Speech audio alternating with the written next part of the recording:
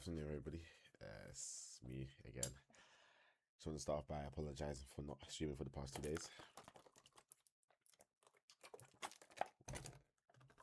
2 days ago, I did actually I basically streamed without streaming. I didn't record myself. I didn't start the stream, but I went through the charts, did my commentary, etc. Yesterday, I fell asleep. So it's 2 days. We missed the mark. Now, like I said before, I'm living an example. I'm a living proof. I'm living evidence of going through the process. And there are going to be days when you're not perfect. That's okay. Now, normally I did actually want to do 1,000 days without hesitation, but fortunately we do have the blemish on our record. Nevertheless, I'm going to tell you what I've seen over the past couple of days, and this will be like a longer stream to kind of compensate. It's 2:30 right now. For maybe the next 2-3 hours, we'll have some breaks as well. So we'll do breaks live. Like every 30 minutes, we might have like a family break or something, and then we'll go from there. But for now, for schedule reasons or for schedule purposes, I'm gonna explain what's gonna happen. So for the next 2 hours, I'm gonna start off with going over live trades to see if there's any other options or any options at all since markets are coming to a close. Then after that, we'll then go over some of the ideas I had during the week, and then third of all, we will then go through some studying, which would be a mixture of going through videos and doing our own back testing. So starting off with live trades. So these are the trades I was interested in. This one is a trade I took. I'll explain this one later.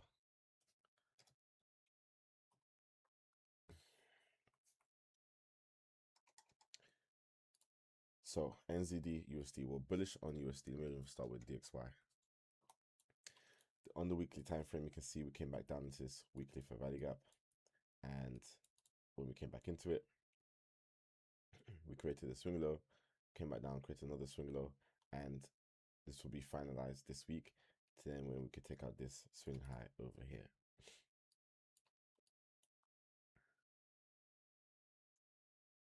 So there's a 102 flat level. That's a bit orange. So that will be our target for next week. So we are bullish up until this point. So what does that mean? That means we're selling instruments against the dollar and we're buying the dollar. So in this instance, we'll be selling. So on the weekly time frame, you can see here, we swept this liquidity at the start and we are now bearish. We've also got some bearish structure. Start from this swing high, this swing low, this swing high, this swing low, this potential swing high, because the week has to close. So this actually is not the swing high because this high is higher.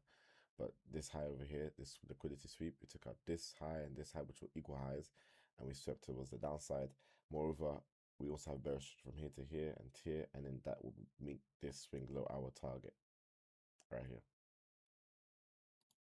So start from here, we have this high, then this low, then this high, and then this high is confirmed if we break this swing low right here, which is our target. But our first target will be this imbalance, this sell side, and then this sell side, and this swing low right here. So we have 3 targets, as was said, and of course we'll be targeting previous week and daily lows for daily kind of short-term trades. So on NZU, you can see over here, this is the high that we swept, this high and this high, we swept that, and we've displaced downwards. So this is in line with DXY being bullish. Remember, it tagged into that weekly fair value gap, causing it to be bullish. So in that instance, we are bullish. So in the daily time frame, we potentially created an imbalance over here. We have come into contact with almost the body of this bullish, almost order block, and we've turned this fair value gap into an inverse fair value gap. Broke below it, retesting it today. So let me just draw that. I'll bring back the other drawings as well, but it's all good. And you can see here we've inversed on this area of fair value gap right here, which is where we've started to look for some ideas of sells. Inverted fair value gap and actual fair value gap on the hourly time frame. Displays taking out these swing lows. We're now just waiting for price to pull back and then potentially form an entry. And then of course we won't be targeting anything too crazy because it's Friday. With EU, we have this weekly fair value gap. We tagged into it last week, and we closed above, rejecting that space, making us bearish. And when we zoom in on the daily time frame, well, this is the high of the week. So this is this week today, like start from Monday this week. It was formed on the Monday at 3 a.m. So that was London Open. We formed the high of the week. So we're not going to go above this at any point during the week. And lo and behold, we didn't. So we established for bearish, and we saw so many opportunities, but it was so annoying this week is that we didn't get in any, which is interesting. Like we saw all of these opportunities before they happened, but for one reason or the other, we just were unable to enter the markets. So EU here, we started to by creating this high. We came up initially. This is a consolidating range. Remember, this is the fair value gap. You can see here. So this is us tagging into it. And then, of course, that's what caused this downward kind of movement. So we actually we'll start taking notes because it's technically a study session. So this is Euro USD. Write this down.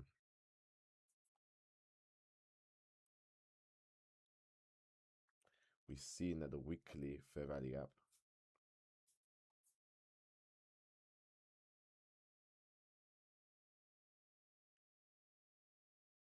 caused the weekly move.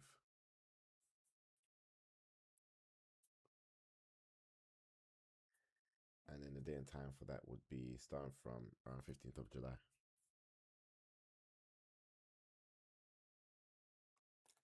So on the 15th of July, we tagged into this weekly fair value gap, which caused this move here.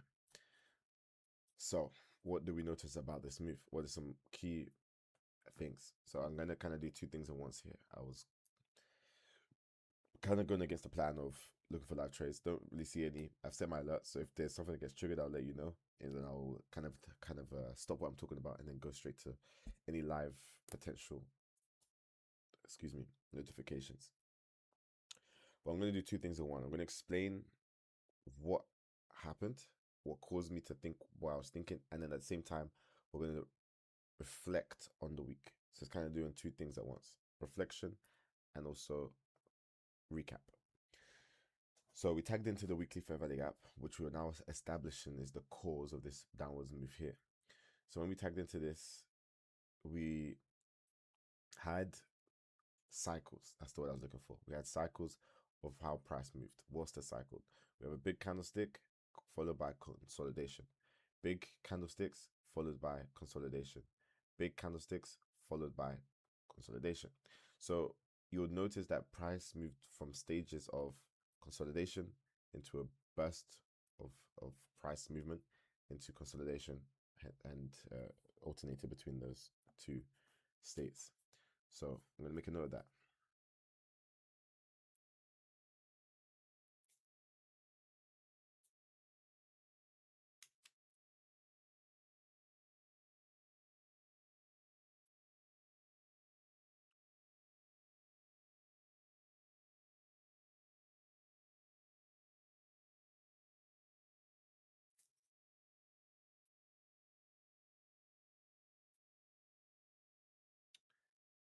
Perfect.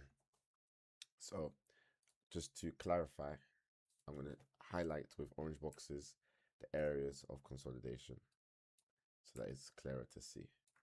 So that you can move it. That as I've moved it, you can see the states that it was in. Even add one from the top. So price moved from consolidation. Wait, that wasn't meant to take it. It was meant to move from consolidation to consolidation to consolidation to consolidation.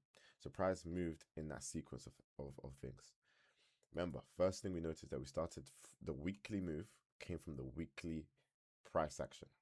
Price action including tape reading, including specifically understanding concepts of ICT such as fair value gap. So this area is not random. Okay, first of all, it's a taking of liquidity here. Let's even see if this is a key area. I don't actually know if it's like a key significant high or not. So on the 4 hourly, it's there. What was it like on a daily time frame? So there you go. We took a daily high. We took um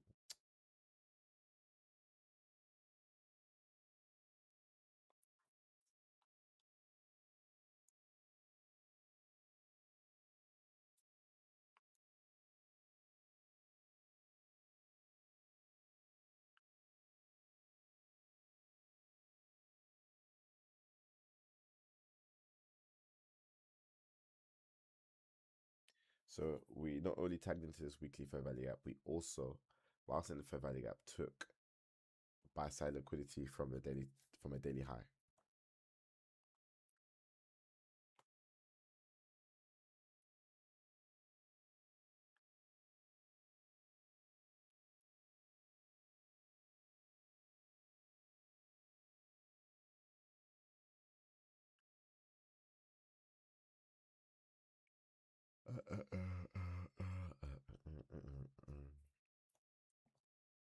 So we can attribute the move from the weekly tagging and the taking of liquidity. So after that, you can see the stages that price moved in. Consolidation. It's easier to look at it on a smaller time frame. Consolidation, consolidation, consolidation, consolidation. Obviously, this is still quite new. It's not really consolidated like that. And the what's the word? The in between, or the bridge. That's the word. The bridge between each consolidation box that we've drawn is actually a very fast, heavy moving move. You can see here, this happened. This took like 1, 2, 3 candles to get into the new range of consolidation. This one took 1, 2, 3 to get into the new range. This one took a lot more, but it was very heavy periods or heavy movements that caused the bridge to be formed between the next area of consolidation. So between each consolidation, there's a couple of candles, few candles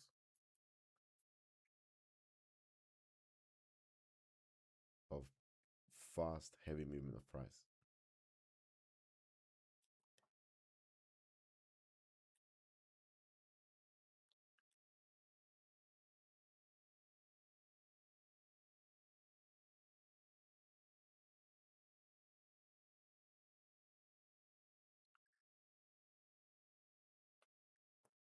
Okay, so we have that bridge formed every time there's a gap. Well, not every time there's a gap, every time there's a transition. So the next thing we're going to look at, it would be what caused price to form those movements and how can we catch them according to our strategy.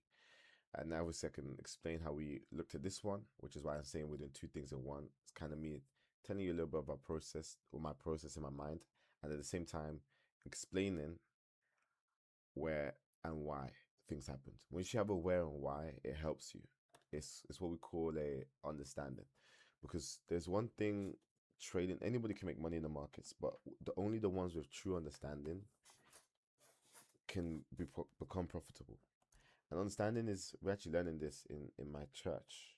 We're doing a Powered Up conference. If you are based in Mitcham, which is south eastish London, feel free to come through.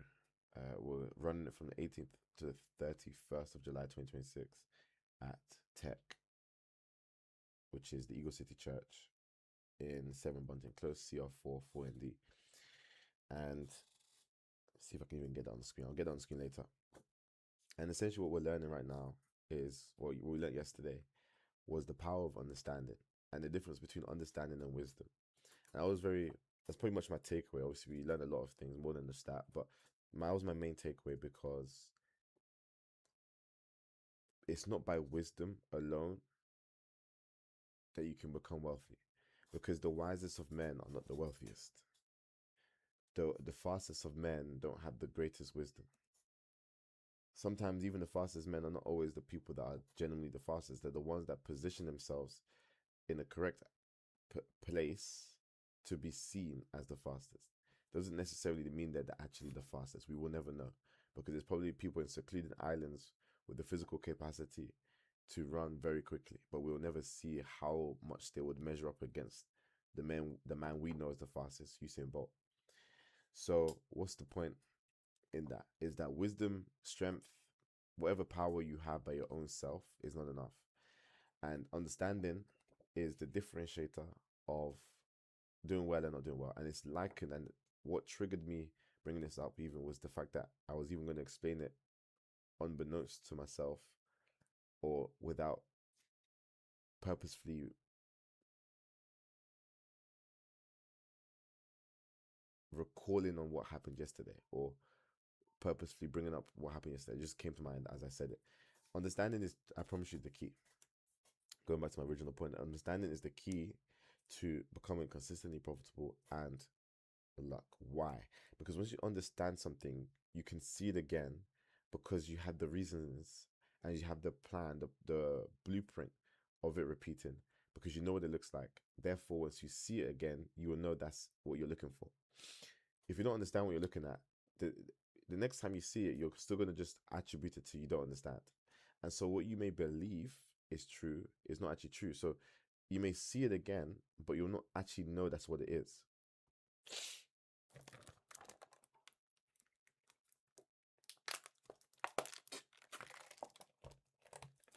And the reason why it's important to have deep understanding is because, especially in this market, there will be a lot of things that look like what you're looking for, but it does not mean that's what you want, that's yours, it doesn't mean that's yours, and it doesn't mean that it is what you need. So how do you differentiate the difference? How do you differentiate the difference? Well, the first thing is that, okay, you've established that what it is you're looking for is good. Okay, great start. It's a good thing. So originally, automatically, you're more likely to need the thing than not need it, because it's good. If it's not good, then you don't need it. So how do you then determine if what's good is yours or not? Deep understanding. Lack of understanding is the only thing that will tell a man to grab something that's not his as his own. Understanding is what keeps you away from what is not yours, even if it's good. Why? Because you understand the why, you understand the how, the what, you understand the essence. So you can explain it to the simple, because the simple will, because of lack of understanding, will fail to stand, as opposed to somebody that has understanding, even if they don't have the best certificate, because certificate is not equal to understanding. That's equal to knowledge or wisdom. Not always. Knowledge is wisdom, because some people are unwise because they don't do anything with what they know. But to the understandable, to the understanding, it's not the understood, to the understood. I like that. Anyway, sorry, I can go on a ramble. Uh, let's bring ourselves back. So I'm going to explain quickly why I was interested in this, to then see and transition into how we can then replicate or repeat, look for what repeats in this opportunity that we saw but we weren't able to get. Now, I did say when we get the alert, we will come back, or we'll transition to the alert. So let's go there now, because this is a potentially live trade. So first things first, whenever I get an alert, if I'm trading multiple pairs, I always start on a weekly. Even though I just got an alert, I want to remind myself of the context, because when you're transitioning from different pairs, it can get quite confusing. So you need something to refresh yourself. So I'm going to personally start from the weekly time frame.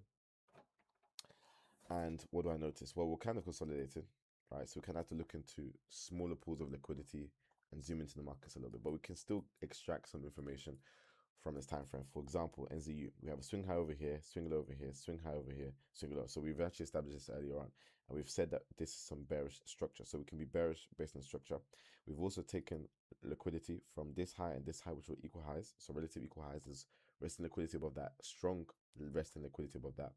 And this week took that near the start of the week, and we've now been bearish. We had a bearish bias as well, which is also in line with DXY.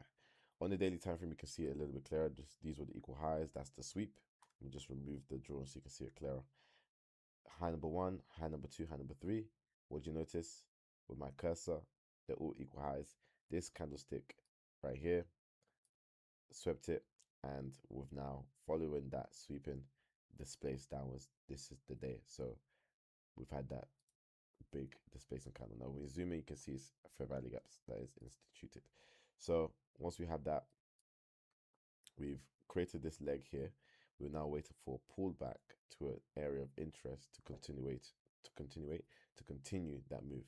So let's bring this back and let's create this right here. You can see at the halfway point we have from this leg, we have the only bullish candle in this downward push right here. By the time I go here, right, it only had this candlestick that's bullish, sorry. And that lines up with this 5794 level. It lines up with this 0.5 level, which is midpoint of this whole leg, and is the place of which we've come up to. So we would want to see price get up to this area to continue. Now there are some smaller scalps I was looking at, and this was as a idea as if I believe price was going to reverse from now. So obviously the idea is that price comes up here, then we come down. So is it possible that this is a good enough move to enter a sell? Let's break it down. So first of all, we have this Asia range. London liquidity did not sweep this. So we've actually created equal highs, and it's relative equal highs, and it's significant relative equal highs. Equal lows, equal highs, sometimes they don't mean anything, but when they're relevant, it does. Now, we've been bearish for a while. It is Friday, so we don't expect that much volume as opposed to Tuesday, Wednesday. We then have a big displacement candle that took out this swing low, right? We also have this, what time frame is this? I believe hourly fair value gap, which we've came up to, displaced from. The only thing is that we are bullish in this instance, so you might want to be careful, but you are technically displaced. Now, displacement isn't that great on this time frame. It's a bit better on the 5 minute. Okay, and New York took out the swing lows, come back up. I think this is more bearish than bullish, but I'll be careful because although this is a, what time frame hourly is this? Hourly, right? This is an inverted fair value gap on a larger time frame. Let me just make that gray. If I bring this forward.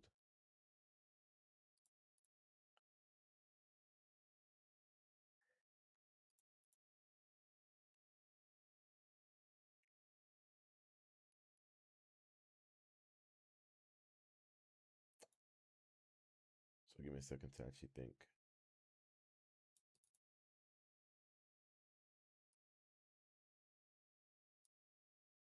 This is something I would enter on a small amount because it's a 1 to 3 potential. It is in line with the bias. It's a scalp more than it is anything else. NZD USD, what's the spreads on this?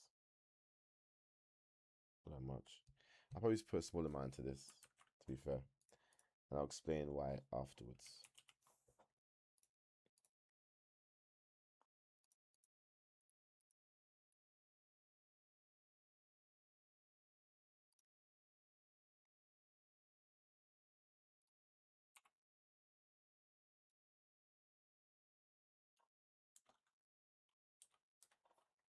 Let's just say 10.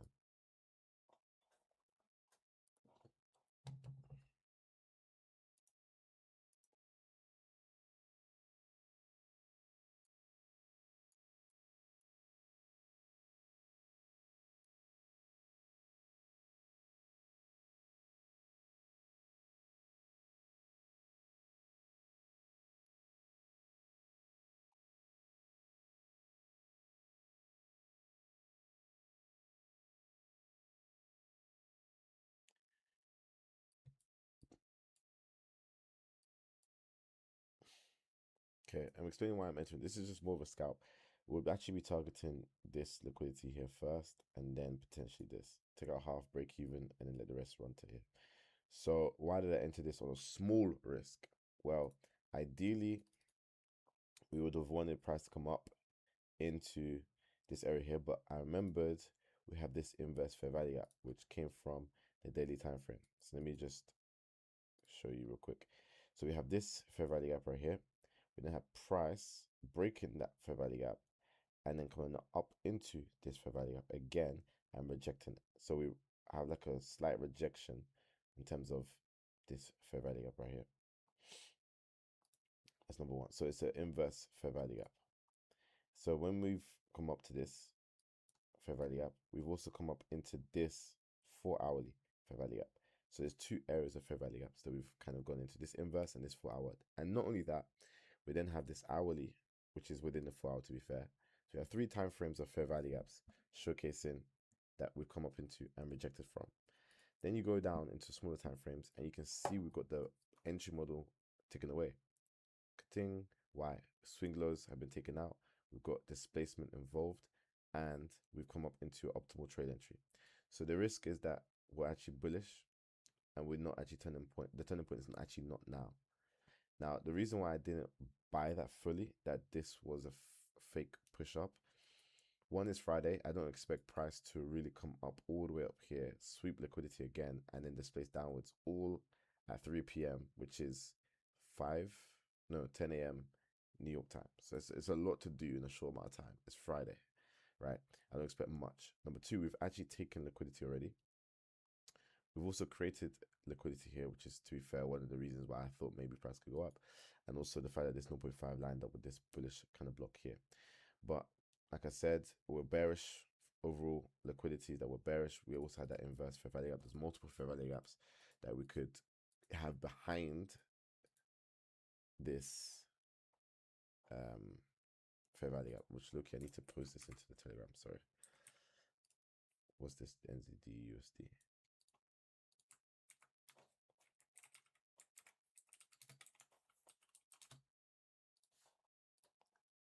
Okay. All right. So we would be setting an alert around kind here. And then if it comes back up, I think if it hits stop loss, it just hits stop loss, kind of a thing. Because it's at the point of where it shouldn't go past 10. If it does, then I don't really want to be in the trade. So yeah, we'll see what happens. We want to see price get past this.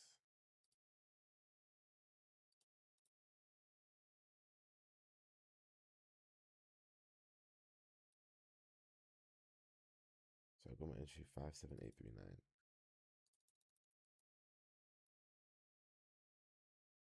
Cool.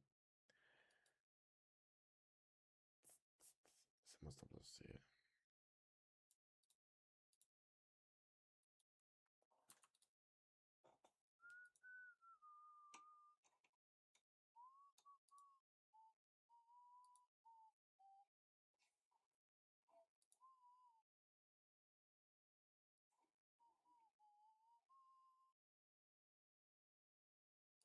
Wait, so how much did I put?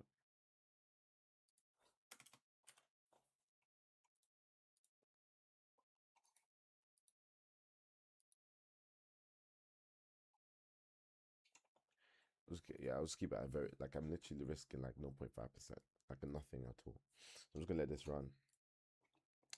The perfect trade here would be if price came up and took this liquidity, then displaced, because it's still a question mark above it. But you know, it's a scalp. Let's see what what happens if it gets into this, and then if it gets to these lows. Because even though this liquidity is here, this liquidity is closer. Actually, I don't know. Is it?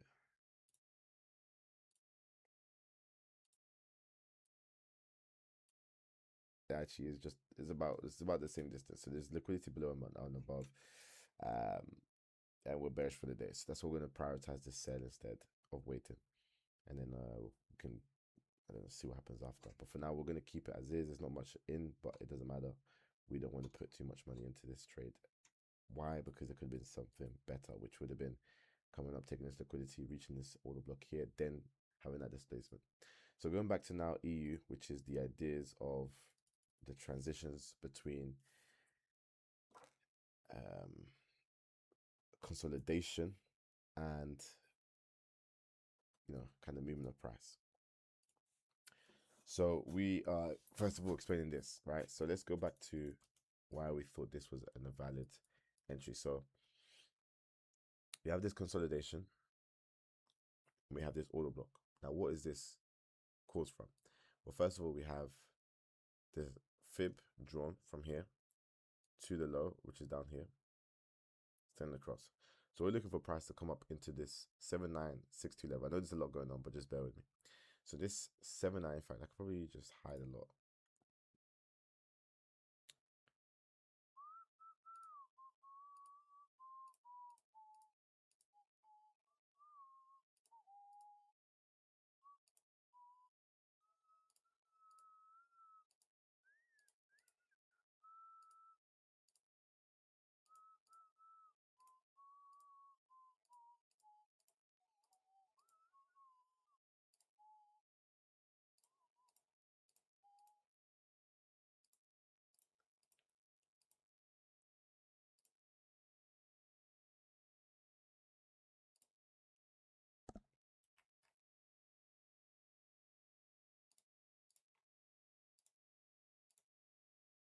Okay, clean up the charts a little bit.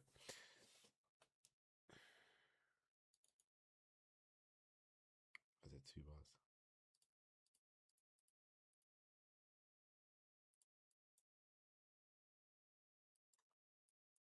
Okay, anyway, so this note here is the higher the what? It's kind of wonky. Should say high of the week. So this is the high of the week. We shouldn't come above this at all. So from the high of the week to the low, right? We had the fact that we're bearish. We had the displacement in the direction of the bearishness, which is our bias. We believe price was going down from this point. It did, but it's about now becoming profitable. So price had this range from this high all the way to this low. And then in this range, we have this optimal trade entry, which would be price coming back to this area. And that doesn't mean anything unless there's something there. Now, what did we have there? We had some consolidation / order block. Why? Because there's a displacement here. And this is the only bullish candlestick. So if we're bearish, we shouldn't really be even closing above bullishness, like bullish candles. But if you go to higher time frames, there'll be fewer, right? So, for example, the hourly, from here to here, you can see it's the only bullish candle. Well, to be fair, from here to here. Then you have a kind of bullish pullback continuation. So you have a deep pullback taking this liquidity, right? This is also around London session as well. So we took liquidity. Remember, timing is important. These types of runs happen during times of low liquidity. And as we're preparing, we should expect false moves, trapping people. So that is why we can wait for this and not buy this or not sell from here to here, this range. What happens when price comes up here? Well, because when price came up, for example, yeah, from here to here, price came up into this area. This was London session open. There's no fair value gap here. Price came back up. This is not an order block. Why? Because there's no fair value gap. And you can't now use these bullish candles because there's so many. So price should have resisted from here. Price came, resisted, but then closed above. So already there's so many reasons why we shouldn't take this trade. So that's why we can't use it. Well, we can use this leg, but we can't use any entries because there's nothing, there's no confluence, there's no idea there. So that's why we can expect this to be taken out as liquidity. This liquidity got taken out, but not only that, we had this bullish range. And if you are on hourly, you can see that the high actually goes up to here and the low of the, kind of just want to make sure it's correct. So we're actually within this order block range. So when we zoom in, that we can see a clearer picture. And price now displaces. Remember, when the displacement, it doesn't mean that's where it's going. It just means that that's where institutions are, or we should start paying attention to price because there's big movements. Not necessarily that it's going to go in that direction, because you can have a displacement to take liquidity and then the displacement for the actual distribution. So this displacement is just where institutions are. Okay, so when we go to this displacement, institutions get ready. So that ready, we have one highlight. Why? We're bearish. We've come up to the optimal trade entry. We're at a place on the hourly where this is the only major bullish candle for a while. Obviously, these ones down here doesn't really, not as major. Just show you. Let me actually talk about it from the time frame I'm talking about. From this leg here, this is the only bullish candle, which is an order block of value. Why? Because there's displacement right after this candle. So that's why us coming back up here is different to us coming back up to these ones. So that's the difference. Then when we come up to this order block right here, we shouldn't expect price to close above it. It actually reaches just about equal highs. If I hover over here, the high is 1.14357. And here's 1.14359. So 0.2 pips less right, in terms of the height difference.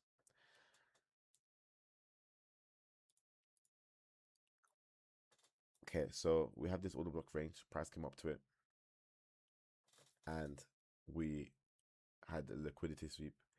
I don't have the session liquidity, so I don't know. To be fair, I think it's the high of the London session. So we took out some form of major liquidity. This is not really. I mean, it's kind of London, but then this would be the liquidity. So we took out Tuesday's London's high on Wednesday, Thursday London open. Okay, so Tuesday's London high we took out on Thursday's London open. Cool. So we took this out. Remember, we shouldn't even come above this area. So that's why we can assume a lot of things. We're bearish from bias from our price action tape reading. We're bearish from the fact that based on the statistics, if you guys want here, we did a Google Sheets. Just search it to find it manually. And we were essentially going through EURUSD and finding out the time of when price created this extreme point. So if it's bearish for the week, when did price create the high? If it's bullish for the week, where did price create the low? It might be this one here.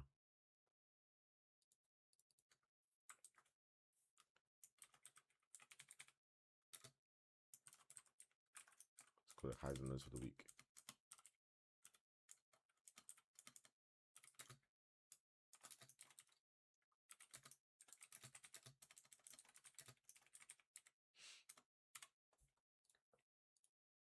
And yes, the sample size is 37. We've done more. This is about 50 almost, 47, I think, if I had to guess. And this is a sample of 37, so we haven't even gone through this and we haven't updated this. But our knowledge is that by Tuesday, London session open, not open. Like, I don't know why we said 5 o'clock, because that's 10 a.m. when the market opens at 7. But anyway, by 5 o'clock Tuesday, 81% of the time we've formed the high or the low of the week. Because we're bearish, it'll be the high of the week. So when we come up to this point Thursday, we've already formed this high of the week. So price cannot, or should not, if we're bearish, go above this. It shouldn't. It just shouldn't happen. So we drew that leg. We then have this order block. We then have the fact that we took Tuesday's sessions high, London's high, bullish displacement, shows institutions are involved. Came up to this area. Now we're on high alert. So once we got the perfect setup, now we can have the forgiven entry. So once we got this area, as you can see here, we're creating these high highs cleanly all the way up. Then we get some stolen, some consolidation a little bit, and then boom, displacement, take out the swing low, price pulls back into this area, even pulls back up into this kind of order block right here, and then you can get in here. Obviously, that would be the optimal trade entry. Then your stop loss will be above here, maybe add like 2 or 3 pips to around about here, and then you would enter the sell as such, and boom, you can see price drops instantly. You can then be targeting based on the fact that you are bearish and the fact that we had this range here. You would expect price to create a lower low. This will be your overall target over here, and you would probably take some profit out here and then let the rest distribute down here. So this is a 1 to 9. So you take out half of your trade. Let's say you're risking 1%. That would be, you'll be up 9%, and then you would take out 4.5. So you're 4.5% of your account, and the remaining 0.5% you close here, which would then be half of this, which is 6.9%. So 6.9% plus your 4.5, you're up like 11.4% in total. Not the full 13.8 because you're being realistic. You probably would have taken, I probably would have taken half of it here, break even, let the remaining half reach my overall target. My overall target is not going to be down here because why would I expect price to get here? Even if it does, which it can, let that happen in the next leg. There's no news, there's no anything that's kind of giving me the idea that price can get here. If you are that maybe cautious or not cautious, but you do believe that price could reach all the way down here, then what I would personally do is take out maybe 80% and let the 10-20% run. But you always want to have a target, because if you don't have a target, price will always come back on you. So that's the point, you have targets, because especially as day traders, price will reverse. But with a target, you can avoid that reversal. So just to recap, we had context of bearish bias from the week on DXY and the weekly of the and daily of the Euro USD pair itself. So we were bullish on the dollar anyway. We then had, using the idea of the high and low for the week, we then formed this trading dealing range, and we were bearish. So we were confident that despite this bullish move, because at the end of the day, if you're bullish or bearish, I know we're going for a recap, but it's a side note.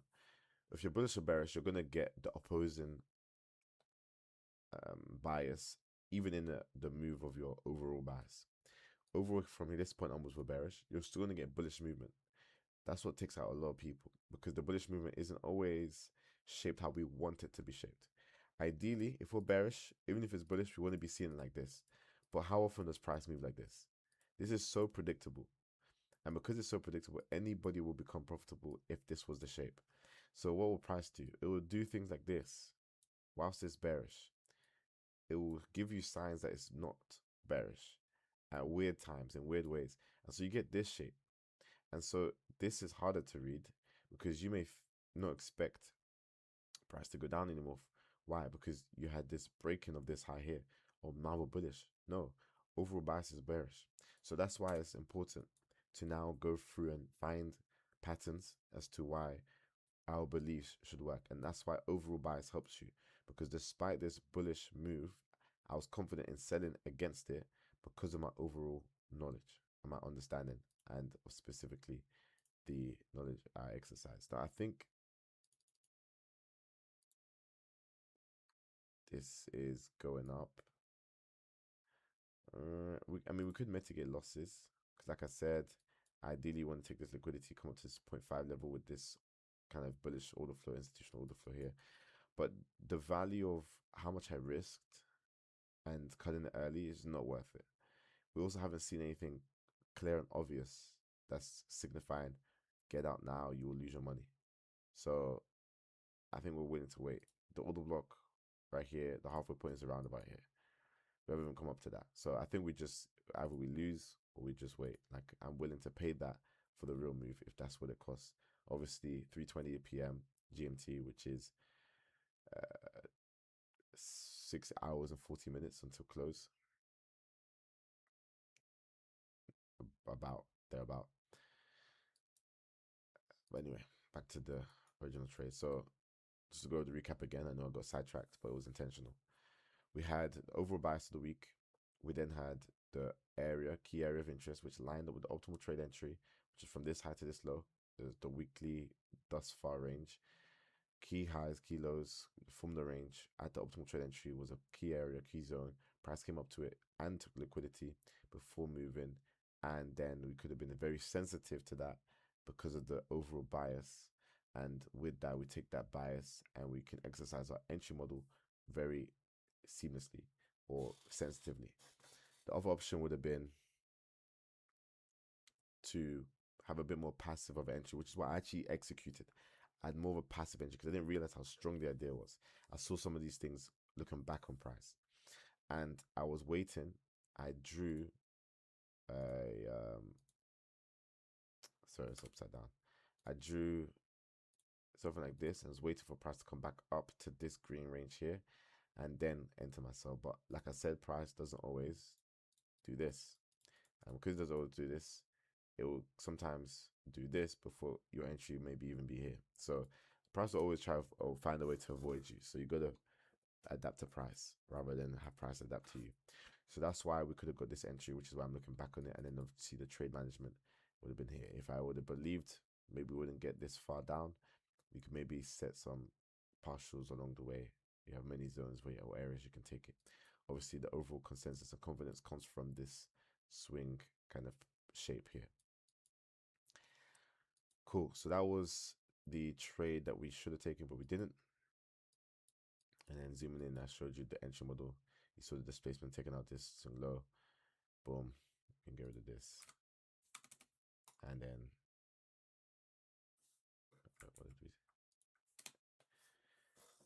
of course you had multiple places to get in. If you looked in the 1 minute, it's even a 5 minute, and then price distributed all the way down here. So now the current posture, I don't think it's going to go down. I think it's going to actually go back up now. I think there's no point taking any trades. If I'm still in this, I would probably close.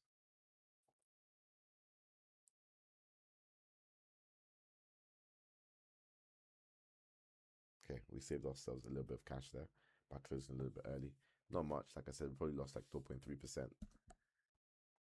Nothing crazy at all. But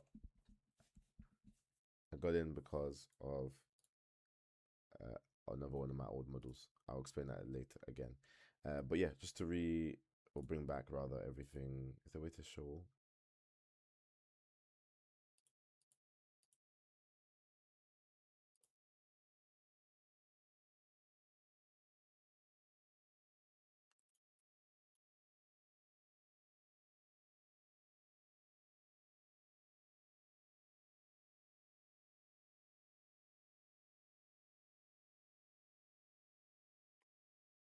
So that was obviously it, simplified.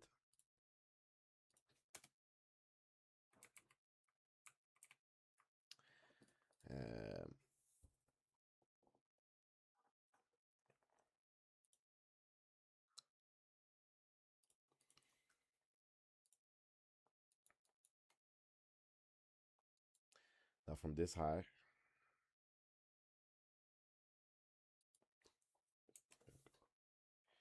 try and delete everything that's not valid or needed. Okay, yeah, we'll go back. We'll come back to that. Let's go through the trade we took. So this is GBP NZD US GBP NZD. I don't know if I have this. In fact, let me go on the market. I don't know if I have the drawings. I think I deleted it. Yeah, don't have it. So I'm gonna have to kind of use Telegram to talk it through it.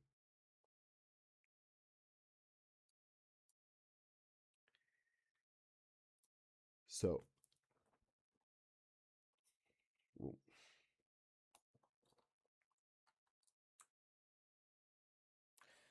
we have this 2-3 flat level here, which we swept alongside Asia's high.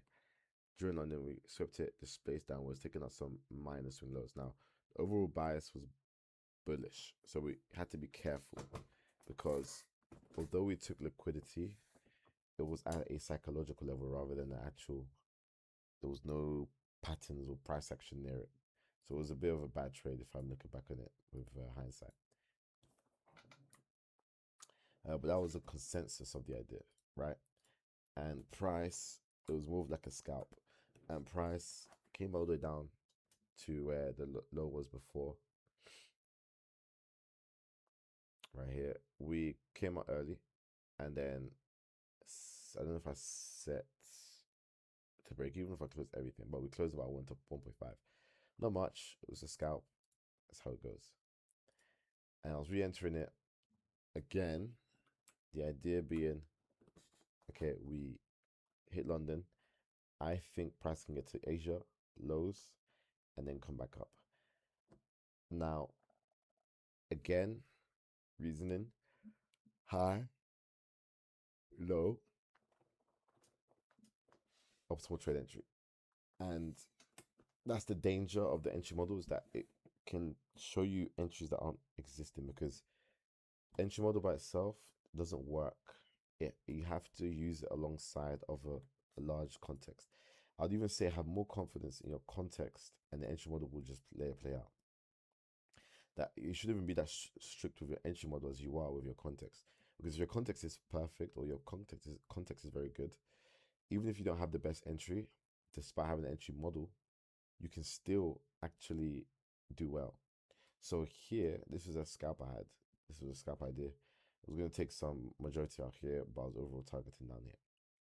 It's a scalp just because of the context for the lower time frames.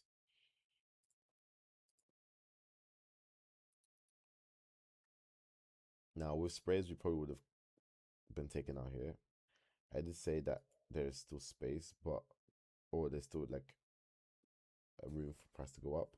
With this being the midpoint of roughly the midpoint of the order block.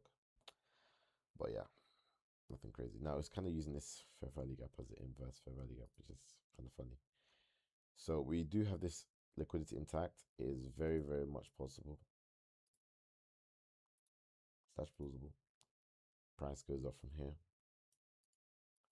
to here. So we'll just monitor this rather than enter it.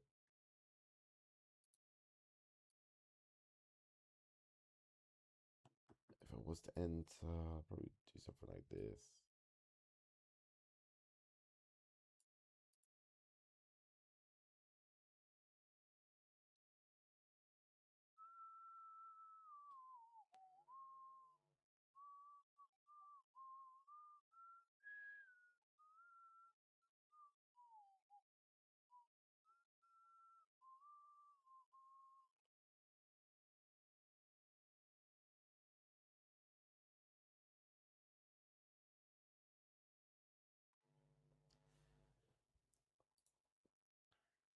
Combine it to this area of liquidity, I think might work.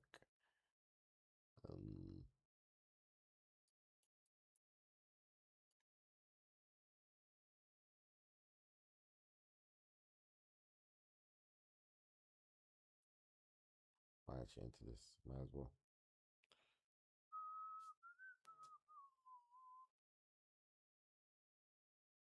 5-7, is that 908?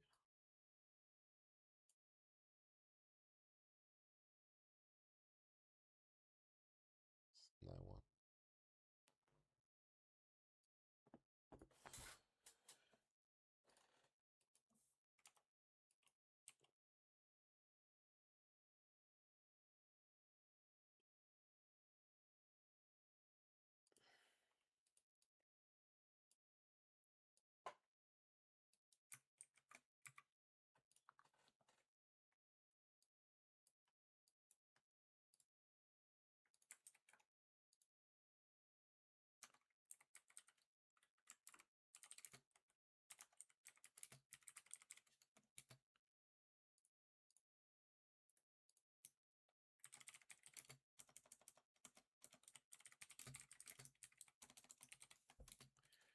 Bum, bum, bum, bum, bum, bum.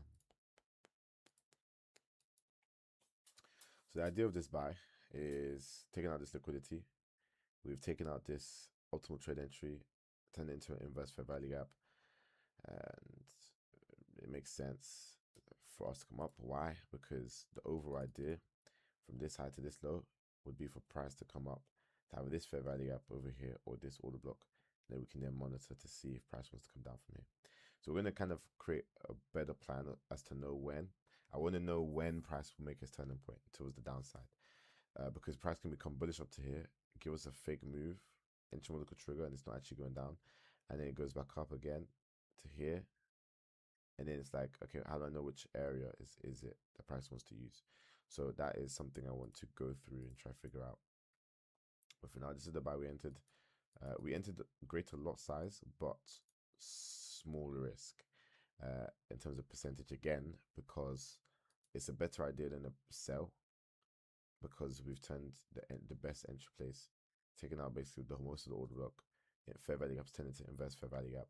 We're targeting strong key liquidity, and then it's a 1 to 2.6. So that's the reason is why, and it could potentially be, well, let's double this just from this small move. Nothing crazy, but like I said, it's one of those ones just small risk. So what's the time? Okay, we've been streaming for 54 minutes. I'm gonna take a 5-minute break and just play a quick chess game. And also I'm quite hungry. What's the time? 3:30. Need to leave at 6, 2.5 hours. Okay. Play a couple of chess games real quick.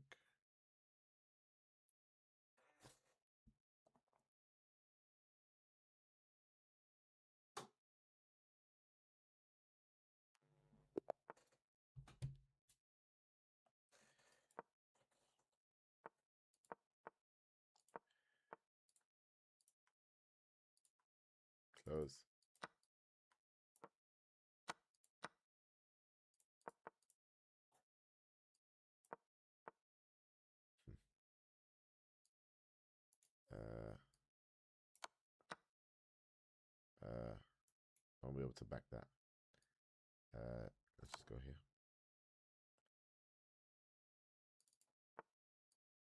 So we can save it.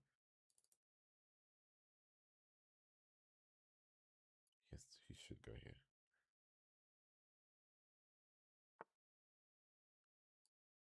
Okay.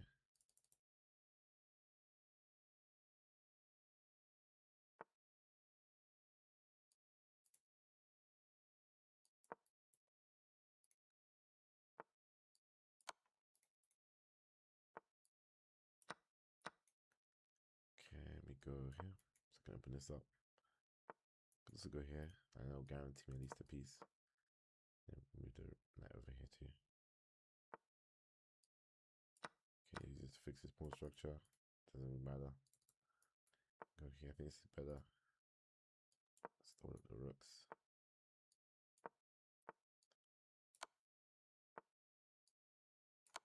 Here. Be nice to have some support here. Oh wait.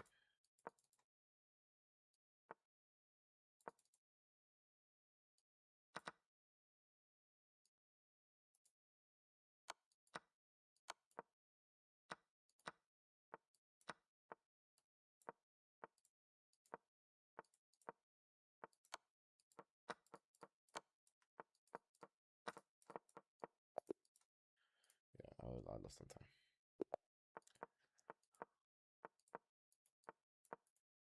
I messed up my own pinning, but it's all good.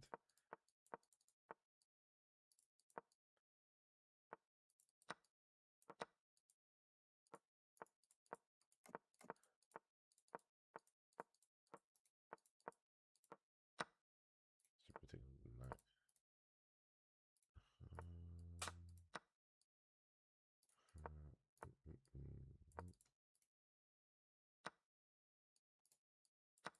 Oh, my queen. What am I doing?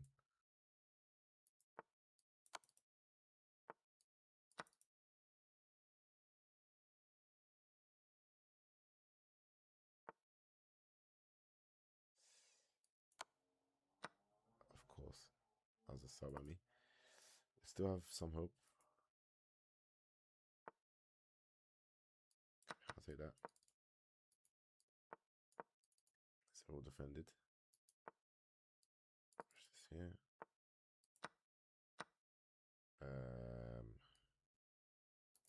Let's back up. Can't take anything still. Perfect. That's all blocked now. We can go here. Only more. That is actually my only weakness. Okay, sold. Oops.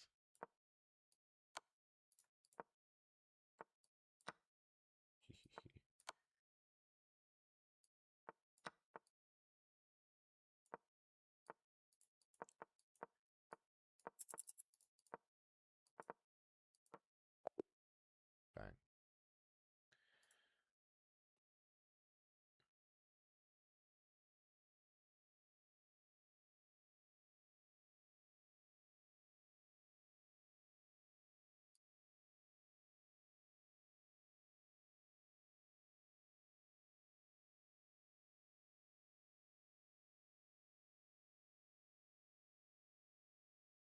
Actually, where's my entry? Was spread 57866.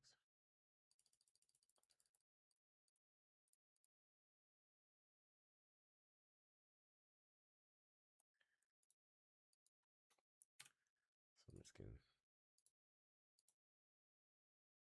about that much to make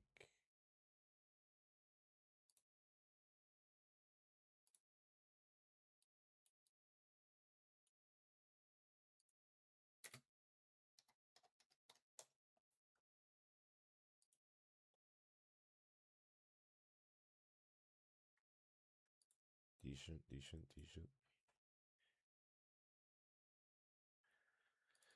Cool. Yeah, we need a longer break. Brains doing overtime right now.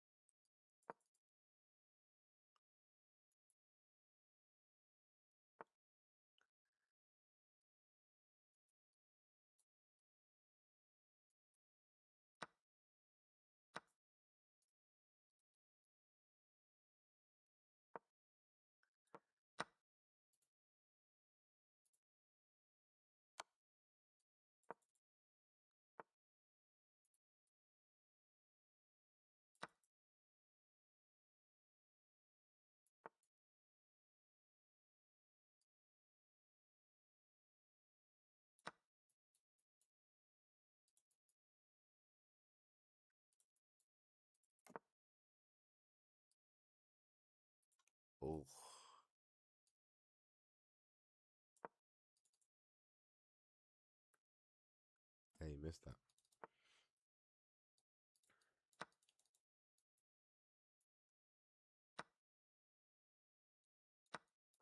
You can't take that anymore, mate.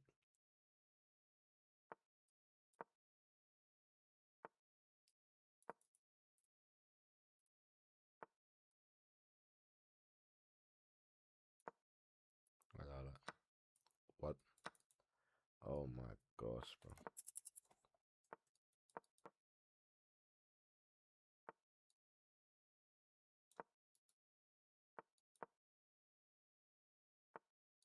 We just stay anyway. Okay.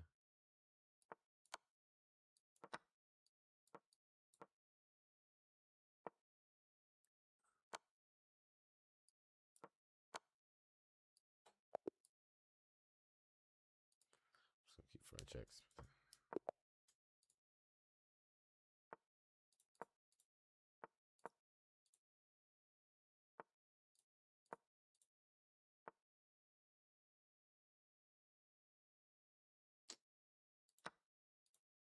I'm about to calculate. It looks like he was good though. We'll go here. Can't defend that even with the queen. Go here though. Wouldn't mind that. Okay. Interesting. Go here. That's nice. Strip back. Come back, we can use it. Pin this. It's back here.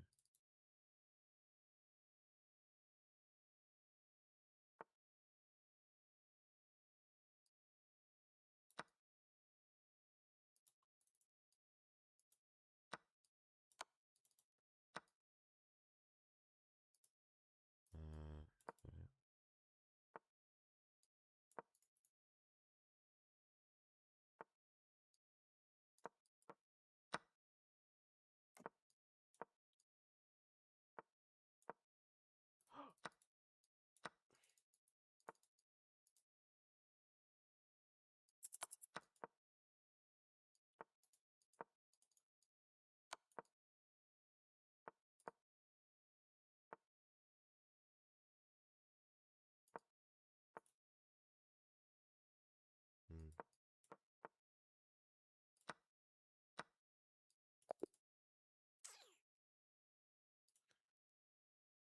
Mm.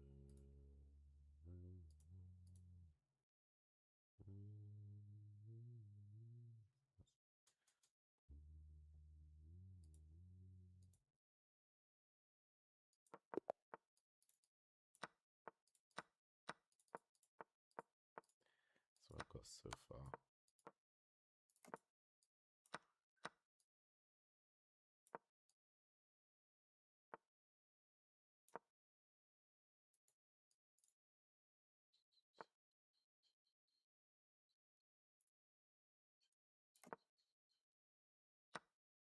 Oops.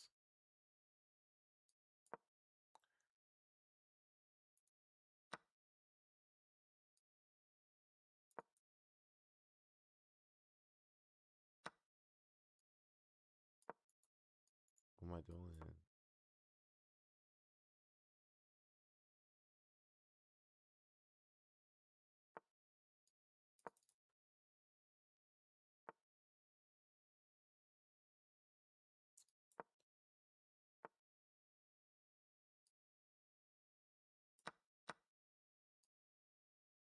Is it worth it? It's tough, but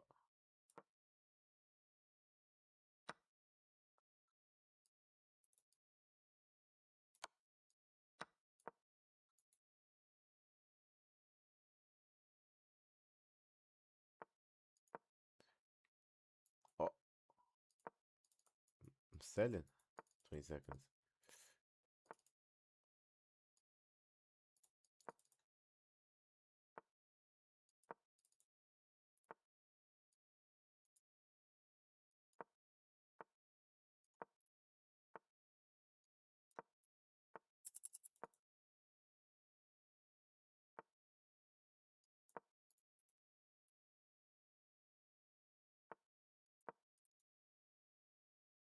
can take with it.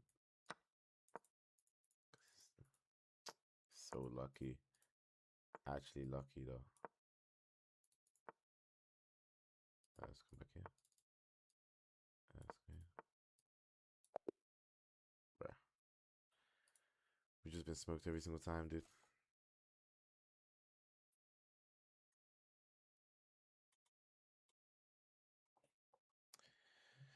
Okay, looks like this is gonna hit TP.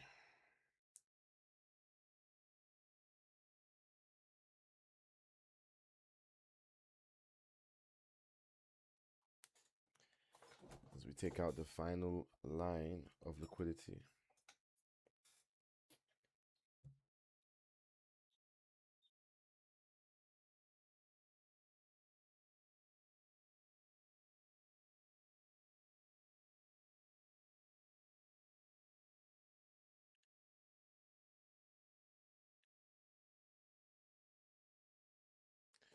A woman that shows institutions involved here, potentially. Of course. Allegedly, I should start saying.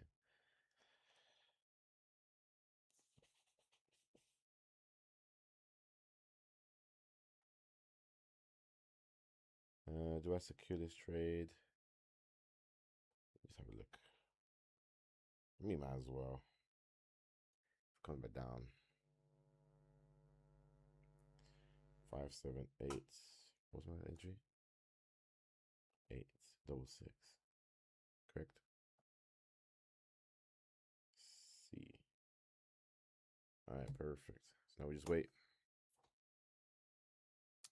I'm gonna go grab some noodles. Watch the trade for me, please.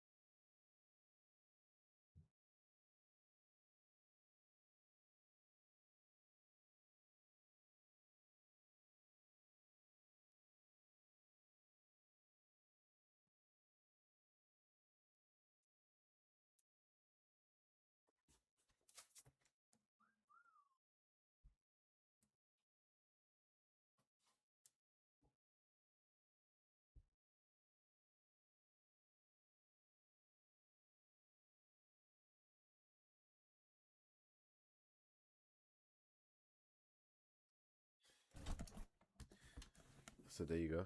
That's a live trade. We made back the money we lost on the thingy, the other one, because we closed early. So closed their stop loss.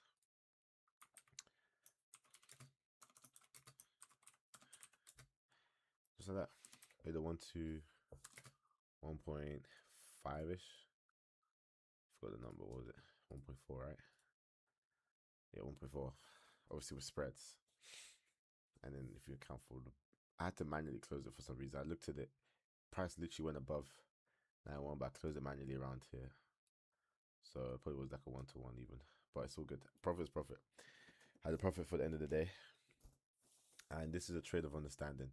The only line of defense as to why we should go down, and excuse me, at optimal trade entry, we just failed it, turned the fair value gap into inverse fair value gap. We bought that from there to target liquidity up here. So this liquidity has just been swept now. In terms of where this will get to, the target is, well, we have the red maroon line over there for some reason. I guess it could get to that. I was personally not going to hold it longer than my target, but we can learn as to see why and how far it goes up. I got my news in front of me. Let's start the video and we can continue talking if need be. Is there anything else I see?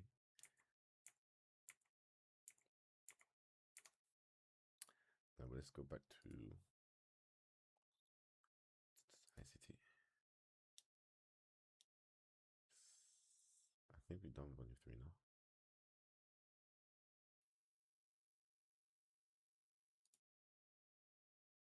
See. Infantry. Or maybe we didn't. Hold on, I need to check my stream. Pretty easy if I do this.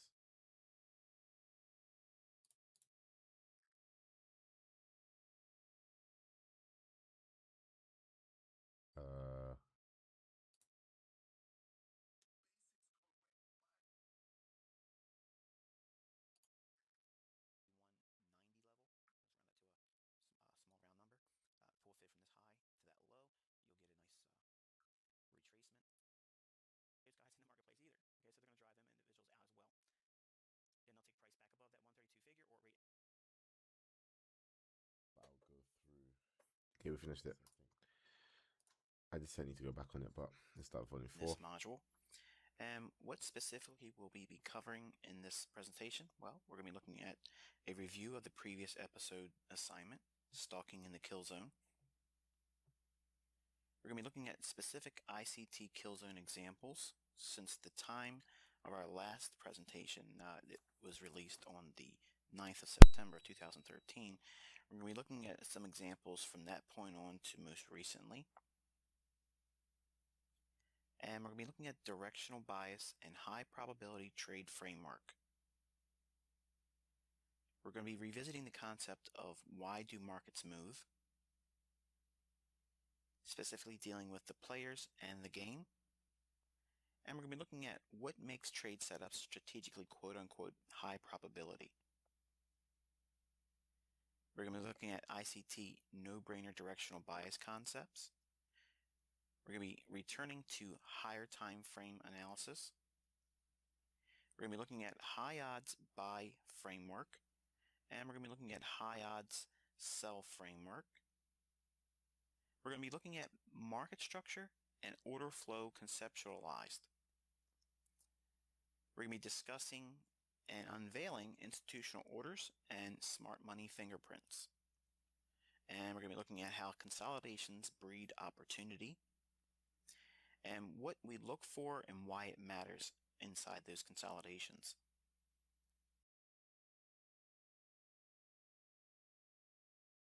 So I just had to pause the video and unmute my mic because this literally not what we was talking about. I literally have it written down, so it's not even like something I can pretend hindsight. Where is it? I mean, the only hindsight you could maybe argue is that I maybe watched the video secretly, but I promise you I haven't. So I said here, I showed you on Euro USD, we had the weekly fair value gap that caused the weekly move which was bearish, and gave the dates. Plus, we took buy side liquidity on the daily time frame that resided inside the weekly fair value gap. Okay. Then I wrote down price alternated between consolidation and a burst in movement. And the last line is that in between each consolidating range is a fast, heavy movement of price. And look, consolidation breeds opportunity. That's consolidation. Remember my backtesting homework I was giving myself. What is it inside the consolidation that causes price to move? Like why? I analyzed that one instance where we took liquidity on the Tuesday London high, on a Thursday London open, and then we also, well, no, we didn't touch that liquidity, but we touched the fair value gap, no, the order block on the hourly range from that initial leg, that bearish leg, where there was only one bullish candlestick within it.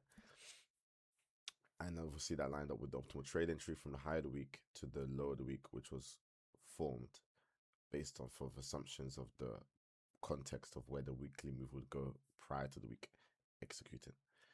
So why we look for it, and remember I was talking about understanding what we look for and why it matters.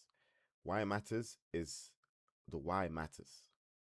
Why it matters because the why matters. The why matters. Why does the why matter? There's a lot of why and there's a lot of matters, but why does me saying why it matters, what's important about this statement here? When you understand the why, you can reproduce the why. If I know why we put an oven, we put a cake mixture of flour, bread, sugar, egg, milk into an oven, and I understand it, I can use that understanding to reproduce results. The reproduction of results. Oh wow, I've been praying for wisdom. Maybe I should have been praying for understanding. Oh wow. Lord have mercy. So the understanding there, once you understand why you put a cake mixture into an oven, is to bring cake. Once you grab that understanding, you have it in your hands, what happens? The next time you need to make an arise cake, you apply understanding. Oof, I need to now understand the difference between wisdom and understanding, because wisdom is the application of knowledge. So if you don't know something, you can't apply the knowledge. So what if that's knowledge of knowing that the cake goes into oven? Why is it? What makes understanding? Okay, that's the whole project we're going to do later. We're going to be looking at institutional order blocks. We're going to be looking at the concept of institutional sponsorship and what effects it has on your trading. And we're going to be looking at a premise I refer to as returning to the point of origin, which is basically inside the ICT optimal trade entry concept, which is what we use, like a nuts and bolts presentation of why it's so effective.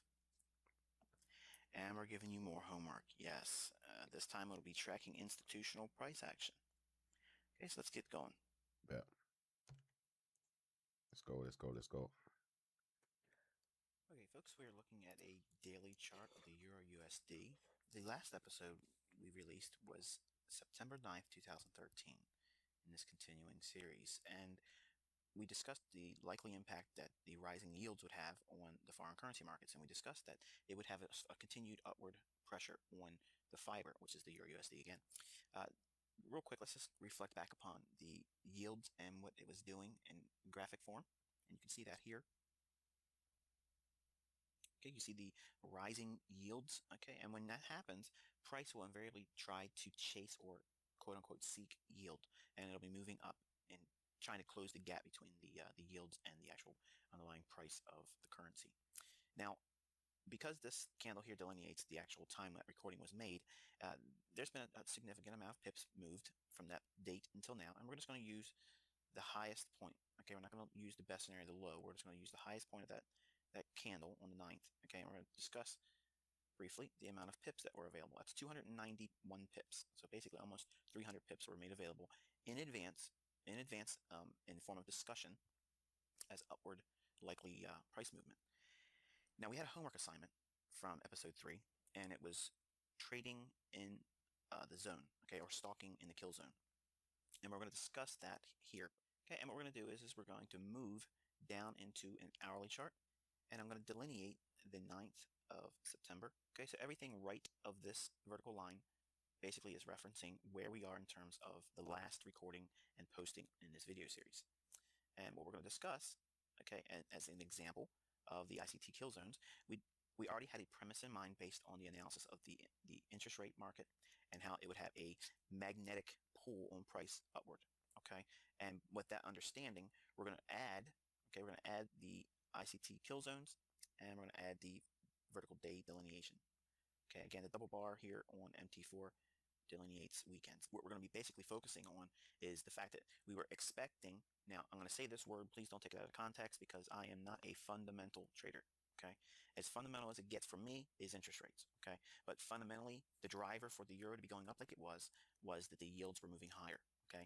And contrast that with the fact that we know that is the case when we see technically 10-year yields declining, okay? So if we go to the commodity market and we refer to the 10-year futures market, okay, when that market is moving lower, that's actually an increase in yields, okay, and an increase in yield is going to be diametrically opposed, and there's going to be basically an inverse relationship between the futures price of 10-year notes and its yield, okay? So if the futures chart on bonds or T-notes are dropping, that is an increase in yields, okay, and that's going to be bullish for foreign currencies and bearish for the US dollar, okay? And then conversely, if you reverse that phenomenon and you look at when the 10-year notes on the futures basis or bond market is rallying on the futures market, that's going to be a decline on yields, which will be bullish for the US dollar and bearish for foreign currencies, okay? So that's a very quick and dirty way of understanding what risk on and risk off is, how I define it, okay? So if you're looking for any fundamental drivers, okay, that's about as fundamental as it gets from me, okay? Outside of, CFT data and such, and premiums on the front and nearby months in the futures markets, which we'll discuss at another time. It's too vast of a subject for me to cover in this module, but there's other resources made available on the internet that I've discussed, either by my own work or by Larry Williams in that regard. So with all that, again, we were looking for bullish movement on the Euro USD and other foreign currencies with a bearish tone in the US dollar. Now, when we have that backdrop on price, okay, as a technical trader, we would be focusing on one side of the market more than the other, okay? Now, that does not mean that we completely throw out every bear sell signal.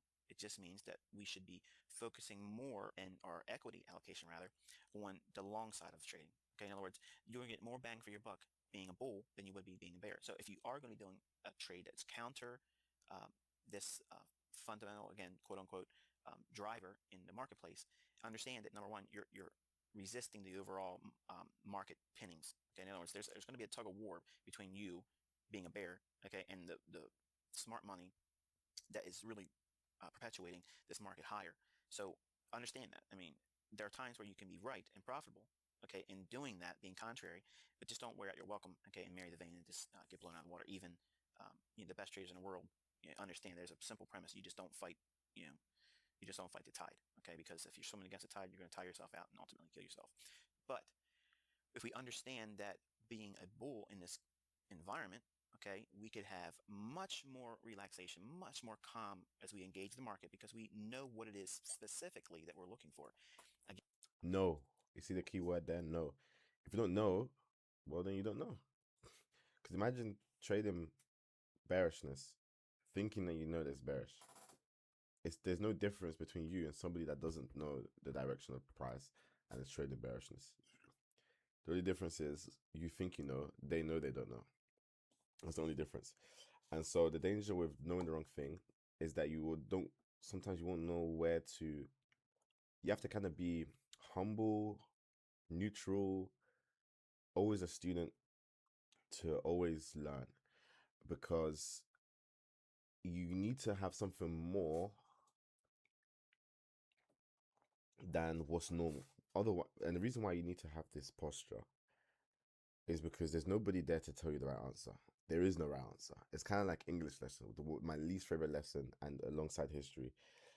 History I preferred a little bit more, but English was my worst, my least favorite. And it was my least favorite because there's no right or wrong answer like mathematics. There's no clear and obvious correct answer. And because of lack of clarity, it forms kind of confusion. So some people can sometimes see that information and say, oh, wow, I'm not sure.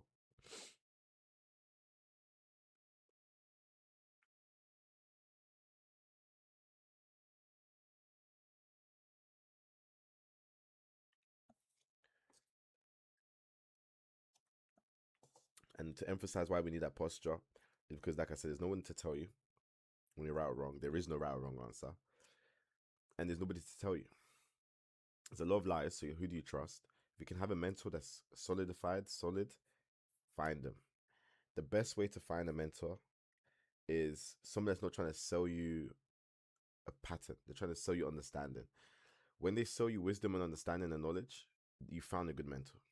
Because to have a stack of lies that is formulated in a grueling process of understanding is very hard to lie that throughout the process. It's easy to, however, misconstrue. That's why you need the stack of understanding and you need the results. Because if you have just the one, it's likely the person's a liar. If they have the understanding but they have no results, then what they've understood is misunderstood.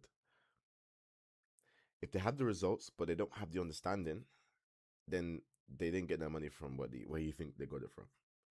And so because of that, you have to be careful as a student. You have to have wisdom as a student.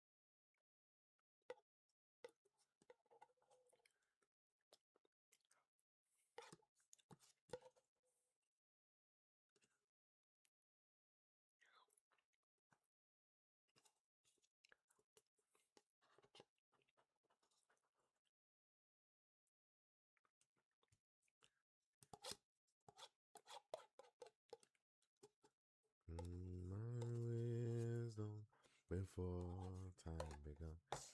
That was a song that was in my head. You reign forever, your name is ever praised. You are my wisdom before time began. So, like I said, just to recap the last point specifically, understanding without results is misunderstood. Results without understanding is a lie. Both are lies. You can maybe argue the person that is misunderstood. There's many reasons. They could have learned from faulty information. It could be untried information. Maybe they heard something, they took it, but they didn't really study where they got it from, nor did they study if the thing that they heard works. Because sometimes you can hear things from people that you know, are further in life than you or you look up to, and just assume they're telling the truth, which is dangerous. Because people can make mistakes. Mistakes can be inherited. And so the only way to not inherit mistakes, especially from people that you put on a pedestal or even have a right, because sometimes we look up to people and they have a right for us to look up to them because they have accolades, they have accomplishments. But past accomplishments is not always the best indicator of future accomplishments. It's not the worst, but it's not the best. Because if it was the best, that means every person that was good will remain good. But that's not the case. People that were good can be corrupted. Likewise, people that were corrupted can become good. So it's not always. However, someone that has a long track record of success, a long track record of being good, let's be honest, they're more likely to be good. But like I said, it's not always a guarantee. Judas was once good. Moses was once bad. If you get my drift. Jesus was always good. Okay. Yeah, that gets back to differentiating yourself from the neophyte or the street money. Okay, we are not simply sitting down at the computer and saying, well, I feel like it's going to go up today. Okay, but the last 5 minutes it's been going down, so let me sell it. So really quickly, let me check on how far this... Whoa.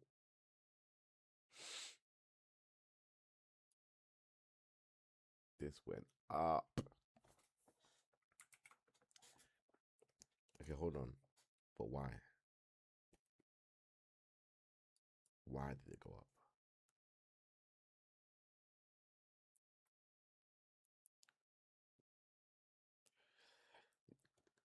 I'm gonna be honest, chat. I genuinely feel like I'm on the cusp of greatness, but I can't just put my finger on where it is that the turning point is.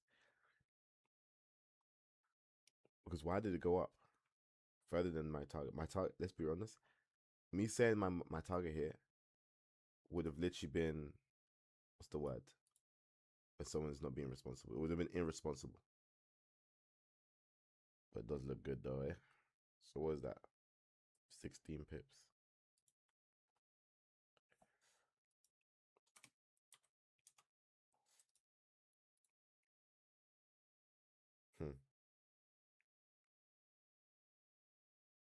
As I said, we'll reach the target and see why afterwards.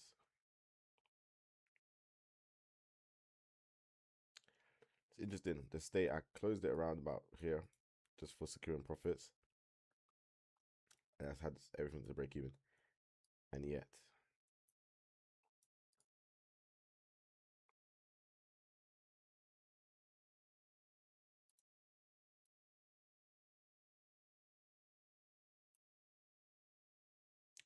not only that, this bullish candlestick, which I was expecting price to retrace from, is just completely like,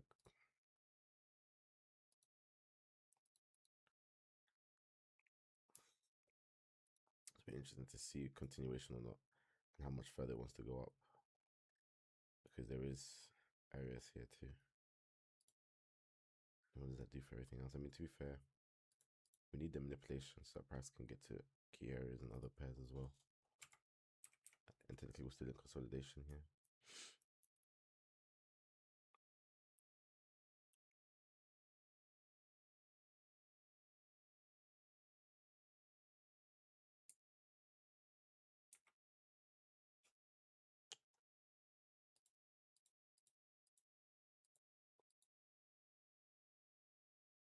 Mm-mm.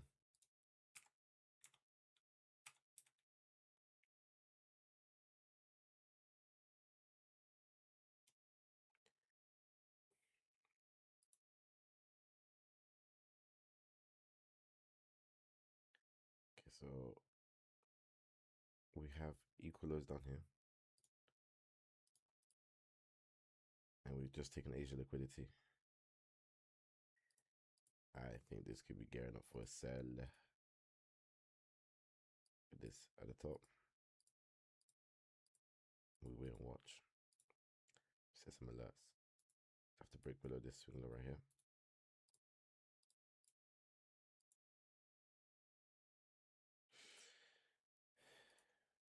Okay. I'm gonna get one last meal. It is a meal of, what's the word? It's Frosties.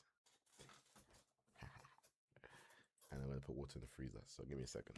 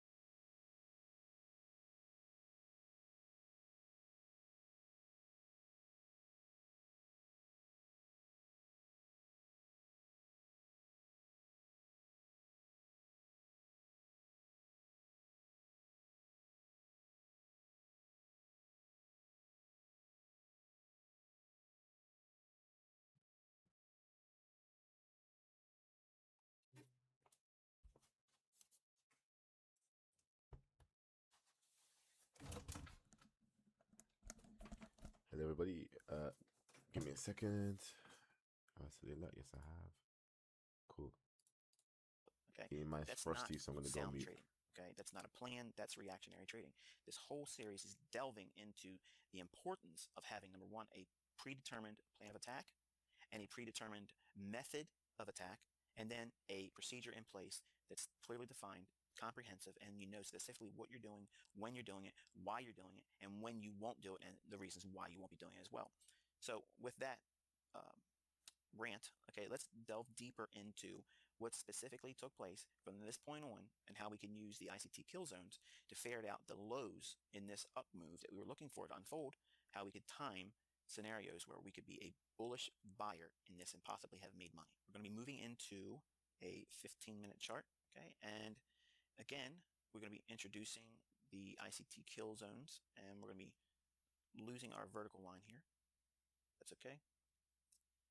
And here is the September 9th time frame, okay? And we're just going to be tracing this whole period on the upside. And we're going to zoom in, okay? And what we're looking at, again, are the red dashed lines here, okay? This basically is encapsulated the whole London session, okay? And the green in here is basically encapsulating the New York Open or New York session, okay? And what you're looking at is how, by focusing on catching a decline or pullback within that specific time window each day, with a premise in mind, where we most recently moved away from and where we're going to retrace back into. In other words, we had a range initially during the London session here. We saw it rally up in here, then it retraced within that range, the range between this high and this low. Okay, that retracement in here was an opportunity to be long. As the market moved higher and expanded its London session range, okay, we had another minor pullback. It pulled back to a dealing range high in here and then moves on out. And then we entered into the New York kill zone, rallied up, the retracement in here. While there was nothing sufficient over here in terms of support and resistance, we will talk about these pauses in this video module and how it's useful to you. But price moved up, eventually moved and made a high outside of the New York session, and or at least in the New York kill zone. It's not the session itself that it was outside of, but the time window that I clearly defined. Now, when you see me moving the cursor across the chart, don't be discouraged, okay, or confused because this says ICT Asian range. What I'm using is the MT4 indicator, okay, that's usually used for my Asian range barriers like we're seeing here, the upward and lower for New York. All I did was change the time parameters to encapsulate the specific New York and London sessions. Okay, so if I do pass over it and you see these little boxes popping up and you're wondering what it's saying, or if you catch it and it says that, don't be confused. It's simply because I'm using the indicator itself that I named ICT Asian range. It's multi-useful. Okay, you can use it for different things as we're showing here. Now, this day here is Monday on the 9th. Okay, now that was the date that we released the previous installment in the series. This is the Tuesday, okay? And now what we're going to talk about is how we use these sessions, okay, with the understanding of expectancy moving higher in price, okay? There's highs and lows within these time windows, okay? We have the low, we have a high, and in between there, okay, any swing high or low is useful. This one here, okay? Inside the New York session, okay, we have a low here and we have a high here, okay? And on the following day, on this Tuesday, this was September 10th, we have the range from here to here for the London session, and the New York session is here, okay? So inside of that, you can see that there's swing highs and swing lows that are useful as well. By understanding that, okay, and understanding the concept of the range or previous day's range or session ranges, okay, that being here's the previous New York session range. This is a low in here, okay? And what we'll do is we're going to highlight an opportunity that could have presented itself to you as a trader from that low to the high. Okay, and I'm going to move over here. You can see how price moved down into the optimal trade entry area here, which is between the 62 and 79 cent retracement levels, respectively. It went right down to the sweet spot, which is essentially the 70.5 Fibonacci level. Okay, 70.5. You'll have to set your platform up, if it's not MT4, your own way. I don't know how to do what platform you're using, and I really would rather avoid going through a long list of possible emails saying, what can you help me do with this platform? I'm pretty much limited to just using, what we have here, okay, MT4, because I don't want to get into, a long-winded, explanation of what possible platforms you could be using, and then we get into the conversation of which one I advise over that. So I use a very generic one, MT4, okay? That way everybody's readily accessible. It's free, it doesn't cost you anything, and it's pretty much universal. And then you can delve into other platforms where you see its usefulness. So we did deviate outside of that range here, okay, by the defined terms of the ICT kill zones for this series. Now, understand there's small variances in the times that I'm using for this one and the ones that I use for my own trading. So please don't take that comment and say, well, look at this, he's not even teaching what he uses. I took a lot of time to eliminate a lot of the stumbling blocks that I see in email form, okay, because over the last 3.5 years, I have been inundated with reoccurring questions about what time window is this, and what would that be in my time frame or my global position around the the planet. And I readily admit it's a very confusing topic for me.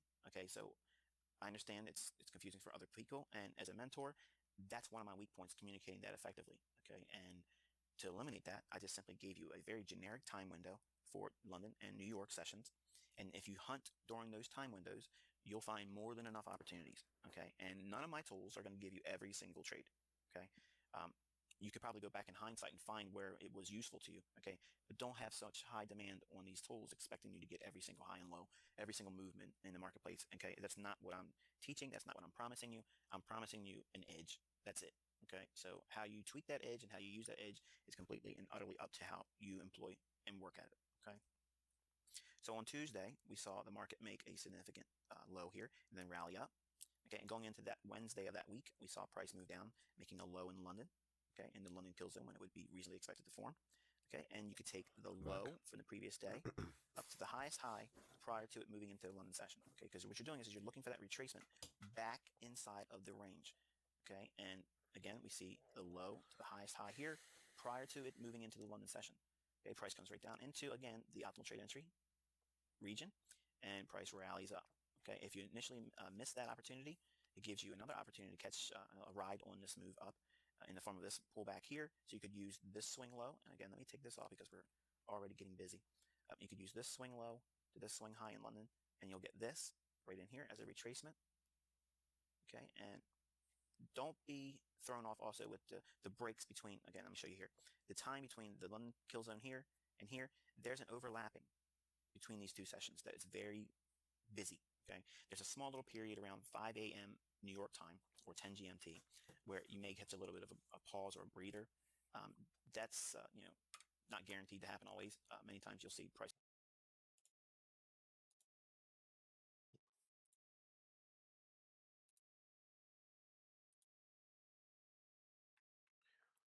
Oh, my phone went off. It was not just continue on the flow through that time pocket of 10 a.m. till 11 GMT. It would be foolish of me to advise you to always expect it to be a little pause in there, but you can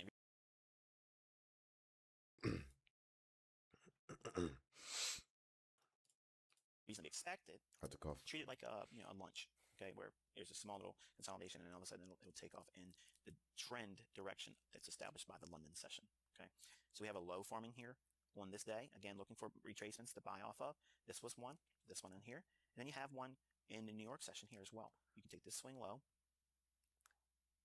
and to this high here. Okay, and the 62% retracement level, and it may be a little difficult to see, so I'll do my best to draw a little bit tighter to see that. The 62% retracement level lays right on top of that line that delineates the New York session beginning, at least the boundary about high, and then price rallied on up. I actually took this trade, okay, so it's not like it's something that's purely hindsight, and if I'm questioned or whatever, I can show you documentation about the trade and the actual real results, not a demo trade. And the opportunity to continue moving higher in intraday in here also was available, and you could have caught some further upside as well. But that's outside the scope of this teaching and this presentation. Again, I have some questions. Let me just finish writing down what I'm writing down.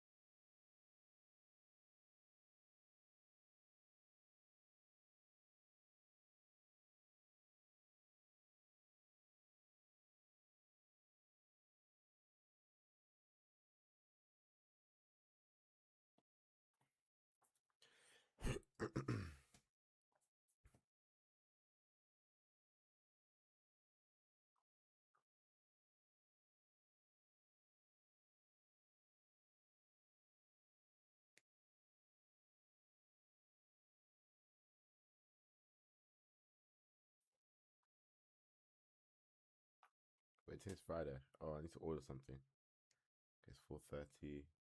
Start getting ready in like an hour, or like just about under an hour.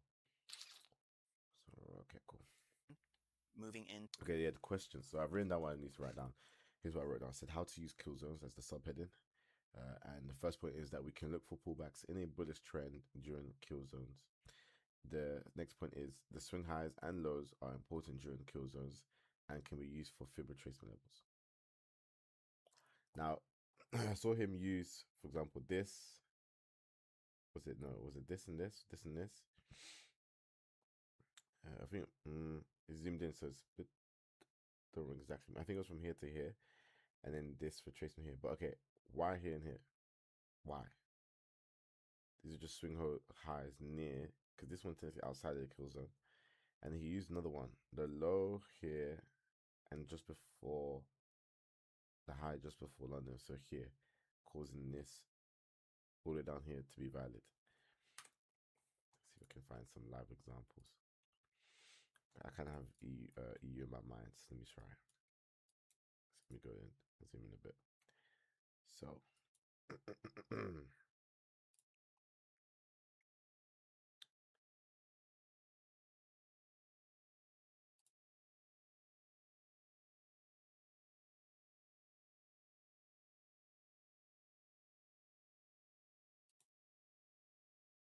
Came up to the halfway point.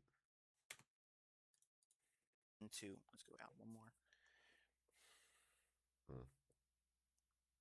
Okay. This was that move we were discussing.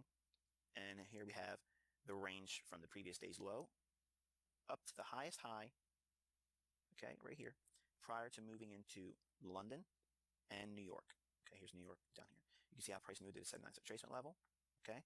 And we're going to talk about why this may not have been a good idea to trade, okay, looking for a long, because of something going on over here, okay? But that's later on in the video, guys. I know. Teaser. That's actually good. Price rallies up in here. Okay, nice opportunity. Okay, just to be a buyer, specifically looking to catch longs. Okay, the range available was 68 pips. You could reasonably expect to get 30 pips out of that. Okay, there's absolutely no reason why one couldn't have taken 20 to 30 pips comfortably out of that move, even with it retracing and returning back into this this range here. We have a low here. Okay, we have a low in here formed, and using that to the high formed right here. Okay, price comes down, deviates to 79 retracement briefly, just briefly. Okay, and then give you a little tradable rally in here to the tune of about 25 pips. There's nothing wrong with that. And if you consider the overall range of this price swing from here up to the high, and as it retraces, we had the 79 here and the 70.5 level here, respectively. And then look, come down one more time, found the 79 retracement level as well. One more time, bouncing off it like we did here. Just violated this low just by a little bit. You see that? If price does that, it's usually a precursor to something pretty significant. And you can see how clean these highs up here were. So you can imagine what was resting above that. You can see that was the case here. They took out all the stops with that huge weekend gap, blowing out all these highs that were way too clean. And that's classic ICT work there. You can see the results of why I say when levels are too clean, that you can expect a pocket of stops to be sitting up there, and they will gun those bad boys out. And they did a handsome job of it that week, okay? And price moved again on Monday. Small little rally here in the London session going into New York, okay, before a retracement deeper. Okay, now let's look at something, okay? And it's a very cool technique, and I dubbed it an hidden optimal trade entry. And for those that aren't real fans of my work, they find it rather silly to suggest that something might be hidden and therefore be useful, but it's really nothing more than simply looking at an idea of support and resistance, okay, which is what we have here. I think it would be hard-pressed to find anyone that would really fight this as being a discernible level of resistance, okay? We saw it bounce up here, here, here, okay?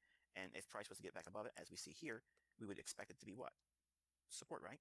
So we would have a role reversal, if you will, okay? But simply because it's an expected level of resistance here, it may not come back down to that level anytime soon, but it still is useful to us as a point of reference. Because between that level and where price opened up and rallied up to here, okay, that is a range. This right here, this point here from this candle's low to this candle's close here, this is a gap. Now, while there was no trading there, okay, you have to understand that this is still a range. Okay, that's a range. This is simply no trading between this price point of the close of the previous Friday and the opening on Sunday. There's no trading in there. It's all, liquidity is none, zero. Okay, but because price is trading here, you still have to consider that as range. Okay, it just means that there's gaps in between these two price points, and usually the market finds a way to fill those gaps, but not right away sometimes. Okay, so with that understanding is, with this gap or without this gap, if you ever see a discernible level like this, okay, where clear resistance and support resides, if you take your fib and anchor it right from that price point, and you rally it off that, take it up to the highest high, okay, when price retraces, basically what you're saying is it's retracing into this range. Gaps don't have to fill also. Okay, I've seen many times where gaps stayed unfulfilled, for years. And that was in commodity markets, that was in stock indices. Okay, just simply because the gap doesn't mean necessarily that it's going to fill. That's not. It doesn't mean this is a common gap, if you will. Okay, common gaps usually get filled relatively quick. This could be a breakaway gap where it necessarily isn't always going to be filled. Especially if you have a long-term, monthly, yearly trend underway. Who says it's going to have to go all the way back down to that gap? Okay, this just shows there's a huge influx of buying, okay, on an institutional level. So therefore, we still have to consider this as a range, and price comes right down to the 70.5 and then rallies off of it and gives you what? An opportunity to trade to where? An old high.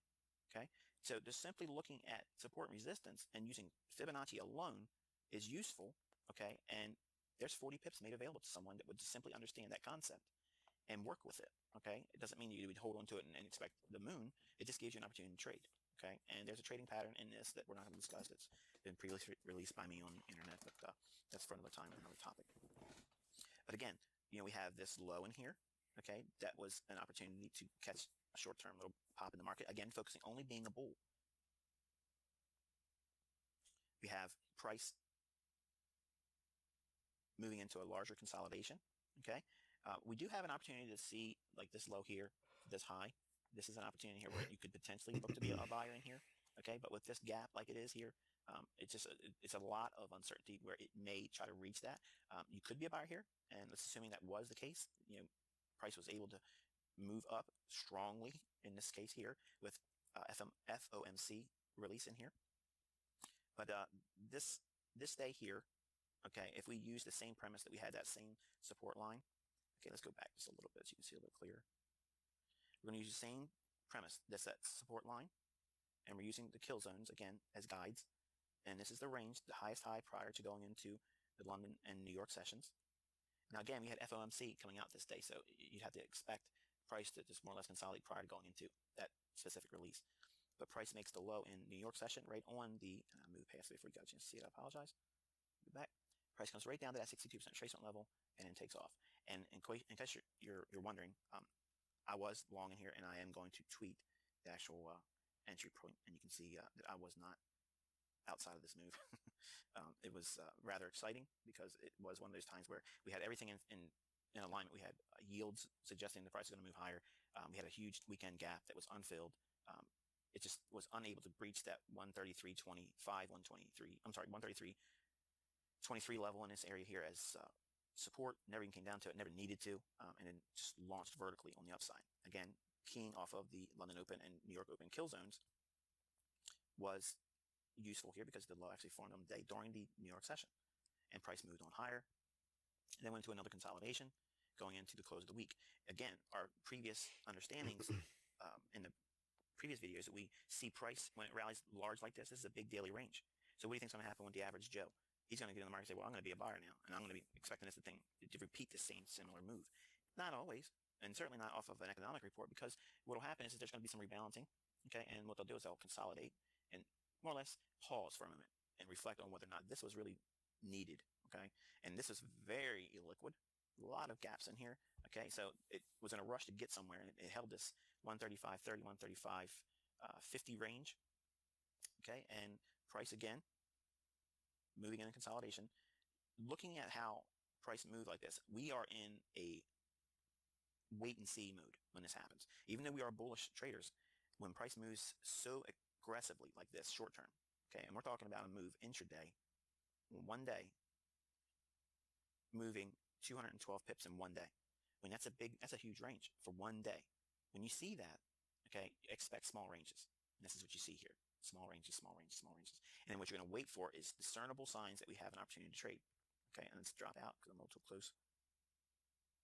Here is that FOMC release, consolidation, small little retracement, small little retracement, small little retracement. And then finally, we get some market structure shifting to the bullish side. And then you can see, and that what I'm referring to is this break here, this high. It made a very convincing rally, which we're going to talk about this type of price action and what is so useful about it. You have an opportunity to see this range.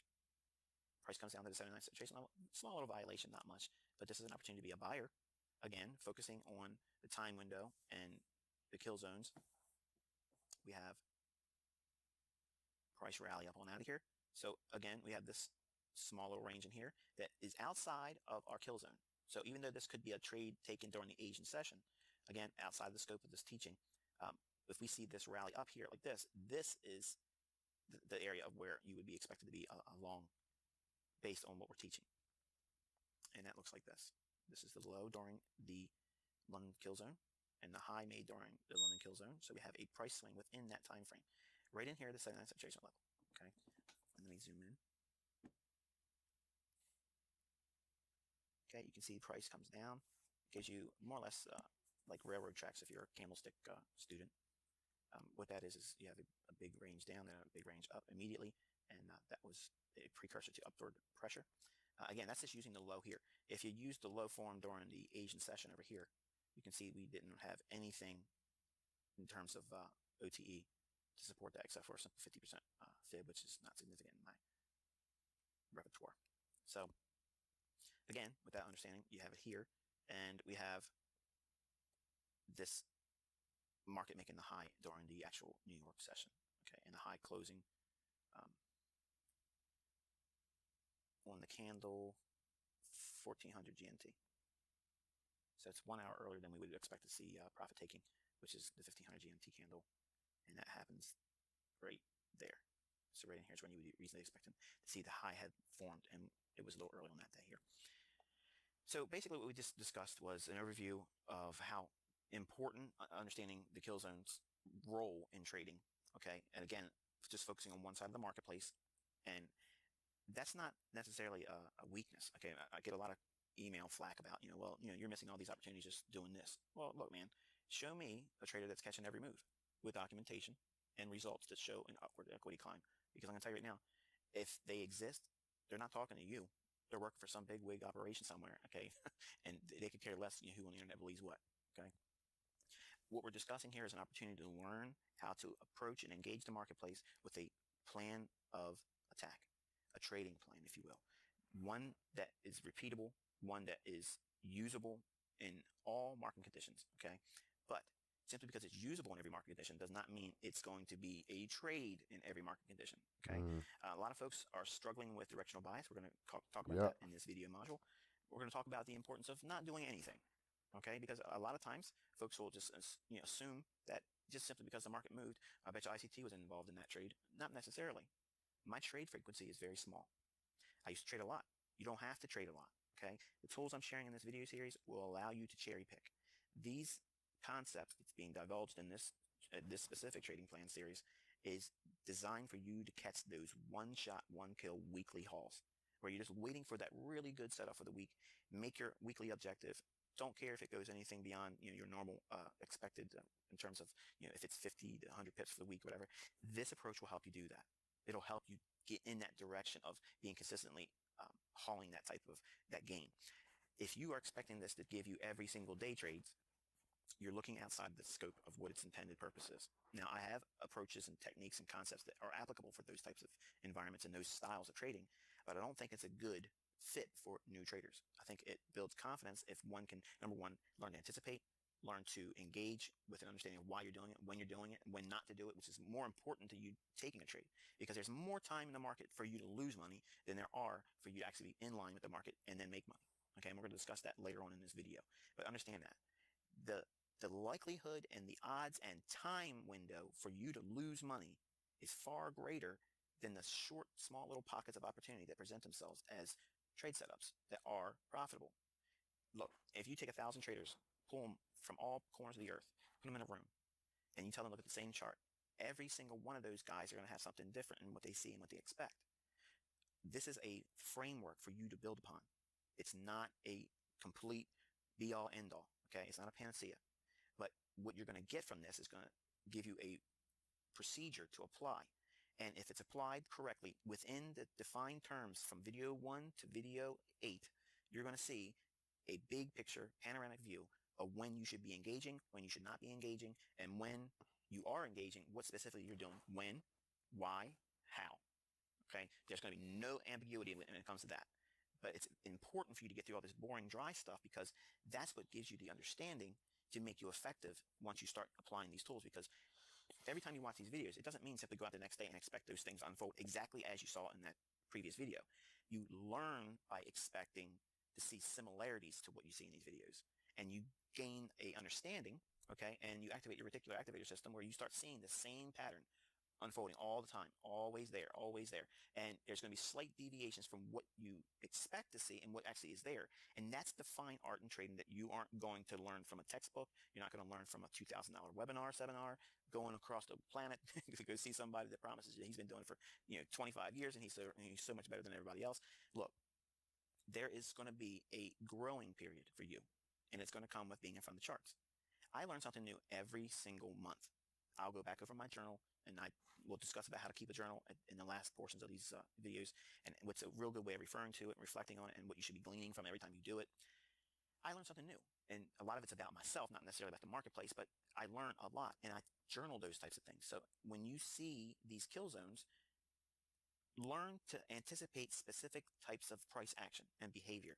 You are not at the point at which you're expecting to do trades yet, okay? You're still in an observatory state, okay? What you're doing is you're spectating or paper trading, okay? You're just looking to see how these markets gyrate and move within these specific time windows with a higher time frame, panoramic, quote-unquote, fundamental perspective. And I'm hoping that you're gleaning that there is a few cherries hanging on the monthly tree of Forex, okay, that you can calmly and gingerly walk up to it, reach out, and pluck those cherries when you know it's applicable for you to do so. Not simply because it's an opportunity to trade, because therefore it's Monday, the markets are trading, I got home from work early, or I'm going to bed early, I'm going to get up and be up in London, therefore I'm making time to be in the market, so I'm going to take that trade. There's not necessarily a guarantee anywhere that your trading opportunity in terms of time and freedom isn't going to line up with the market dynamics that propel the market up or down in your favor. So it's important to understand that.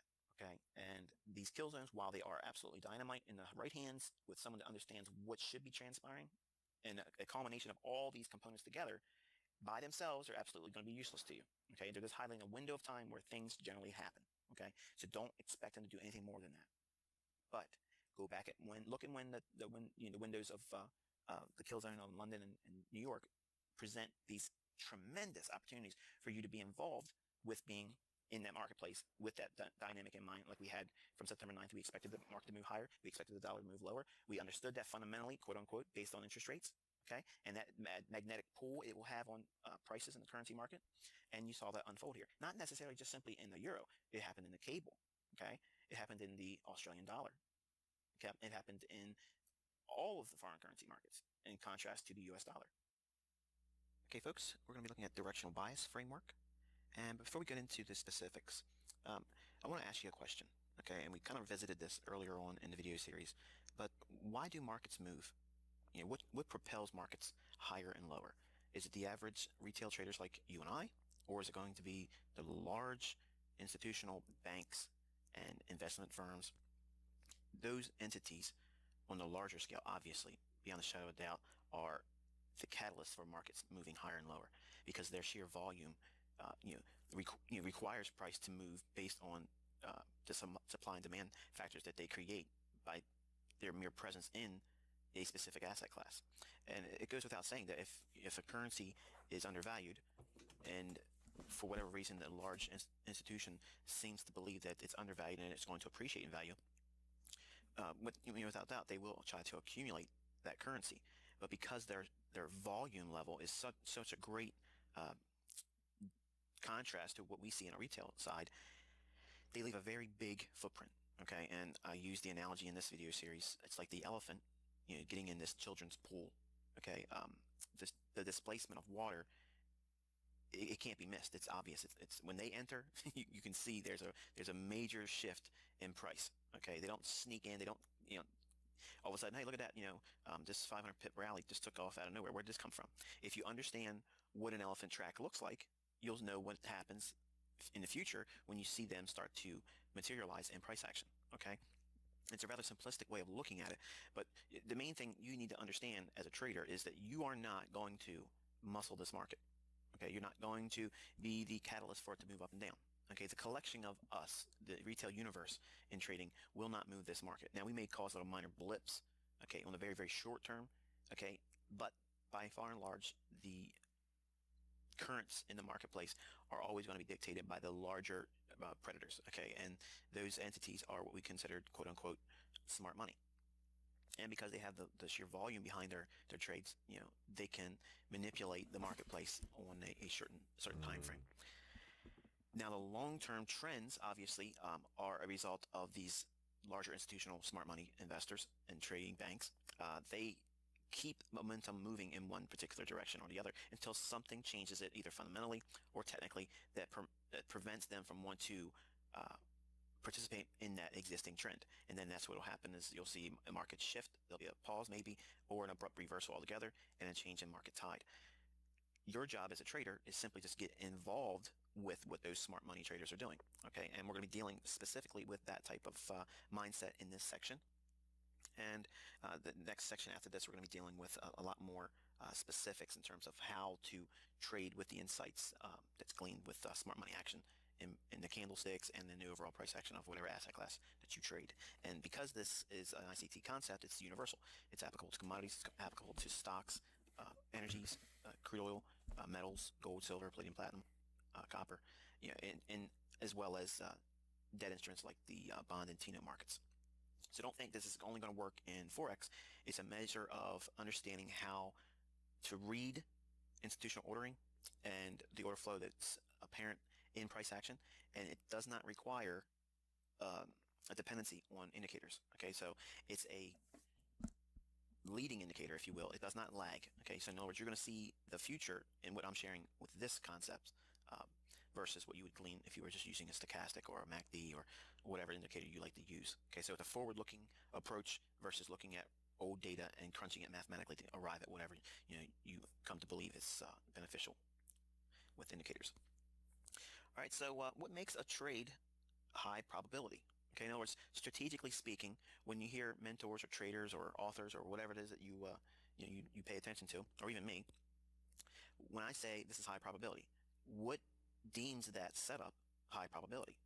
Well, the simple fact is it's generally in sync with what the higher time frame market charts are telling us, and also with the current market environment. In other words, is it a risk on, risk off?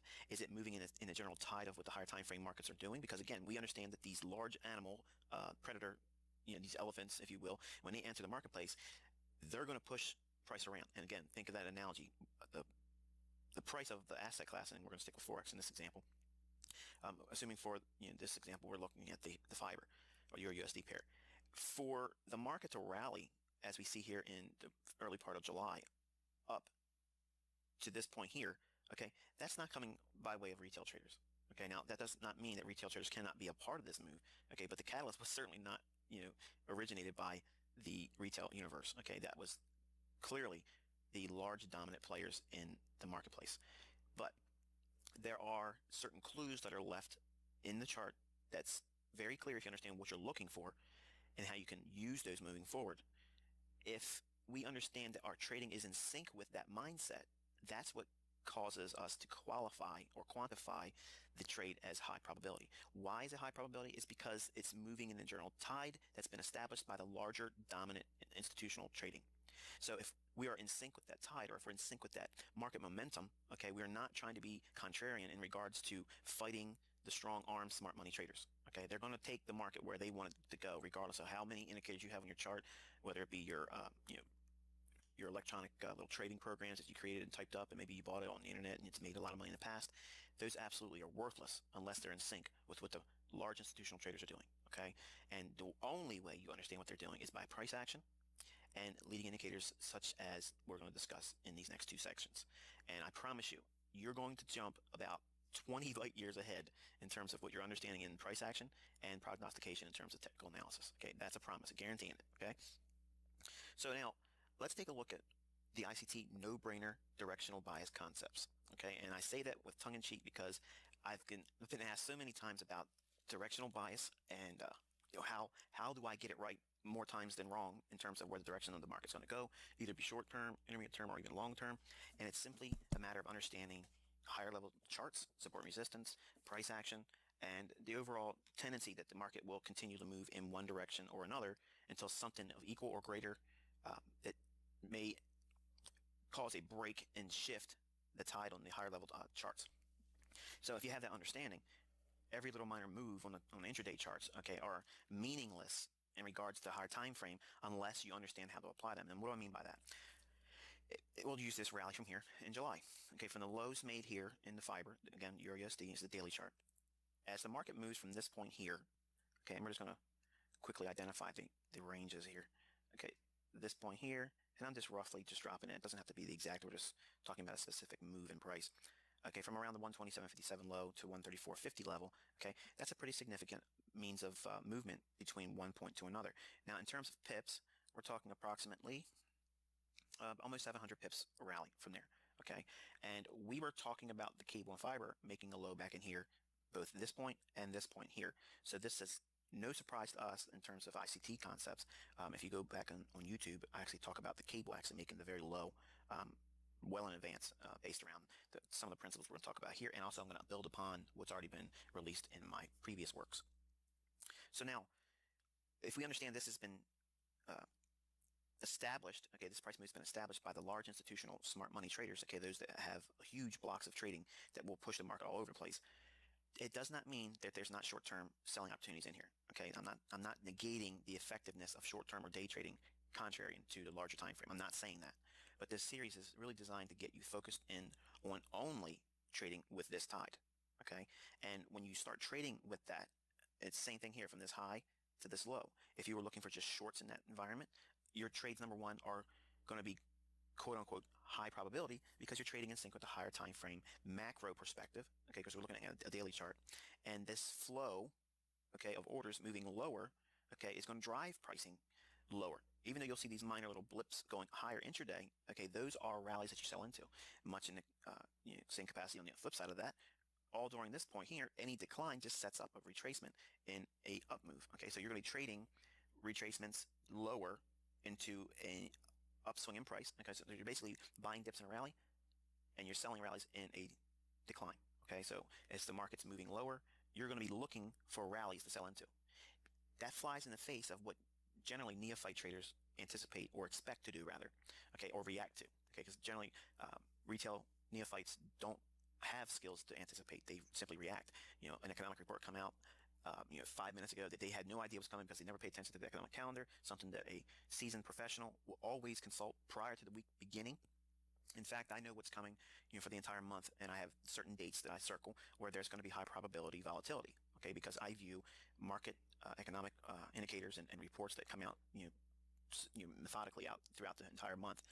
These reports, okay, are injections of volatility, and I look for them to set up or confirm a continuation of an existing move I may either be a part of or looking to be a part of. So I'm anticipating versus what the neophyte traders do, and majority of the folks that populate these online forums that where they appear as if they may be convincing other people that they're smart or they're intelligent or they have a service that's useful, so therefore I'm going to sell for $25 a month or $120 a month or whatever. Okay, those individuals, okay, they are nowhere near the degree of trader that you are looking for. You want to go beyond that, okay? And to get in the realm of what we consider underground traders like myself, or folks that are just really out there killing it, and we don't really care who believes what we're making. We don't care about that.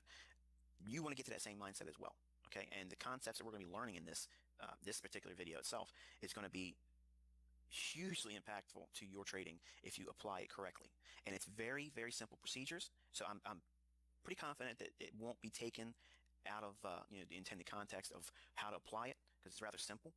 But my advice to you is try not to build on this and add more things to it, because we're going to be talking about candlestick patterns, okay? But there's not a whole slew of them like you see if you pick up a candlestick charting book.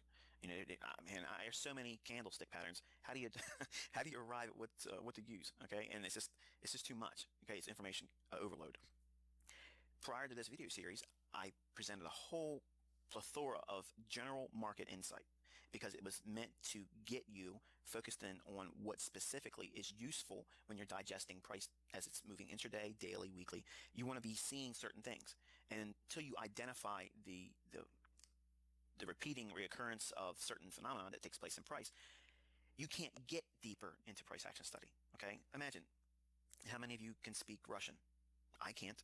So for me to learn it, I got to go through this long, daunting task of understanding how to use simple terms and maybe even some mannerisms to communicate that language in the initial stages. It's almost like when we were in kindergarten as American, when we learned English, you start with these picture forms. This is an apple. You start with a very, very limited scope in terms of understanding, and you build upon that. Well, the original onset of my information being released, it went over a lot of people's heads because they were looking for the get me in, get me out, and I need to do this every single day. And they didn't want to take the learning approach to understanding the market completely. Okay, there's got to be a macro perspective in your understanding. Otherwise, the things that we're going to be discussing here, okay, you're going to know if you got a full grasp on the general principles that I've released. Because if this goes over your head, you had no idea what you missed. Go back over all the previous information I've released on the internet, okay, and then you'll be able to understand what I'm about to share here. Because it's just simply not looking for a particular white or black candle, and therefore it's going to do this every time it does that. Don't think that, okay? But if you understand the parameters that we're going to cover and why it's designed to do what we're anticipating, you'll see that it's not a surprise. You'll know going into every week of the month that you know exactly specifically what you're looking for. You know what days of the week you're going to be looking for. You know what time of that day you're looking for it to occur. Now, does that sound like someone that's rolling the dice? Does that sound like somebody that really doesn't know what they're doing? Okay. The skills that you're going to learn, okay, are going to give you the ability to remove all of the emotions that's always plagued you. Okay. And I know some of you are beating your fist on the couch probably, or your computer desk at work, whatever. Come on, ICT, get to it. It's a whole lot of ramble here. Okay. But I really want you to understand that it's important. It's crucial that you understand that this is not needed to be rocket science. Okay. There's a lot of tools that I've shared, I've tweaked, that other people have created. I have my own little spin on it. But some of these things that are just simply there, that are very, very generic, okay, they elude all of this. And when I first started looking at charts, it eluded me as well, okay? But I'm going to strip all this stuff back. I'm going to open the curtain, if you will, okay? And you're going to look through the eyes of ICT, and you're going to have ICT vision, okay, starting now. I'm going to give you the perspective that you need as a professional trader. I'm going to give you the perspective that you need to see price through the lens of a price action trader. This is what you want to be looking at, and what you're hunting, and what you're stalking, and why you're doing it, okay? So let's go on and start working on the directional bias concepts. And hopefully you guys are all frothing at the mouth, ready to devour what is going to be shared here. Now, there's going to be a very similar appearance to a few of these concepts, because I've released videos in the past where I discovered, by simply applying a moving average or two, it gives me a perspective to stay with a momentum idea, okay? And that's generally how the funds and the institutional traders, keep the momentum going. And it keeps you from trying to pick a top and pick a bottom when there's really no need for you to be doing that yet, okay? What you want to do is you want to start with your daily chart, okay? Again, this is an intermediate term trading strategy where it really is focusing on one really strong setup per week. And again, if you're a new trader, that's my advice, is to start there with your demo account trading. Don't try to be in there every single day trading, but still study on an intraday basis daily after the fact, so you can get an idea of what price action is doing generally. But your daily chart is your higher time frame. Okay, and again, we're not negating the importance of monthly and weekly support and resistance, but we're just going to be going to the daily chart as our go-to high-end, higher time frame chart. Okay, and go over the videos previous to this one where it discloses what time frame charts you would use for particular type of trading that you may be comfortable with. All right, so again, with the daily chart, what you're going to do is again, using the MT4 platform, you just go up to Insert, go to Indicators, you're going to go down to Trend. You're going to go to Moving Average. And you're going to be using the 18-period moving average. And it doesn't matter really what colors you use. We're just going to go with this. And then you're going to go and add another moving average. Okay, and make sure it's exponential.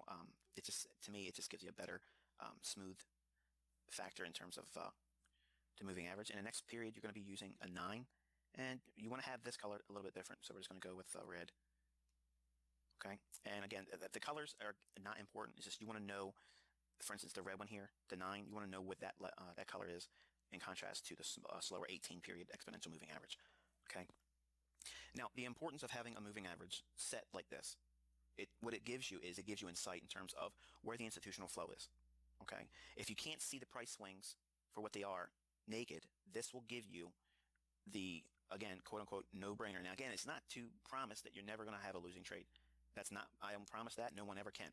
But what I'm giving you here, you will not miss the 2 to 4 really handsome setups per month. Okay, and if you just do the simple math on that, that works out to be about a one-shot, one kill per week.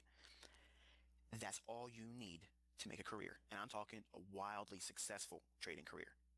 And I know that flies in the face of what you're expecting or what you currently understand, but I'm promising you, if someone consistently draws 50 pips every single week out of the marketplace, if you know how to do that and you can control your equity and know how to apply it, systematically, you have absolutely no idea where that can take you.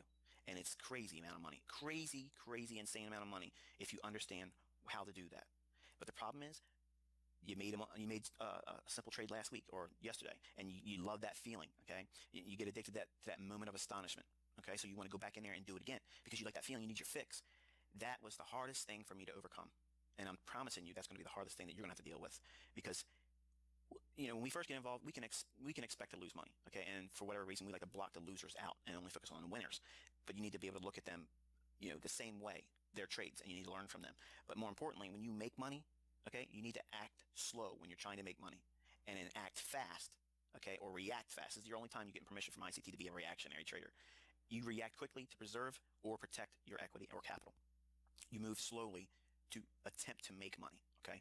Fools rush in where wise man treads softly and slowly, okay? We don't plunge in there trying to just go in there and try to make the next dollar. I want to know what I have is lined up with the higher time frames. There's a nice support resistance level. Momentum's moving higher, order flow's moving higher. Then I'll be looking for a long, okay, in a kill zone based on the retracements back in an existing price swing. And we're going to talk about that as we go along. But for now, the building block starts with having the 2 moving averages right here, okay? When the 9 period moving average is below the 18, what that establishes, that's your framework for when the 9 period, or in this case red, moving average is below the blue 18 period, okay? That establishes a bearish framework, okay? In other words, or I like to call a sell model, okay, or sell program rather. And what that does is it gives you the green light go to look for selling opportunities to be a bear, okay? Or you want to be selling into rallies, okay? And when the 9 period is above the 18 period, what you're looking for is buying opportunities, where you want to be buying a dip, okay, intraday or over the course of a few days if you're a short-term trader. As we make a retracement lower, okay, all that's doing is it's creating a new buying opportunity, okay? And that's what keeps you on the right side of the marketplace, and you arrive at what was discussed a few moments ago, what classifies a trade as high probability.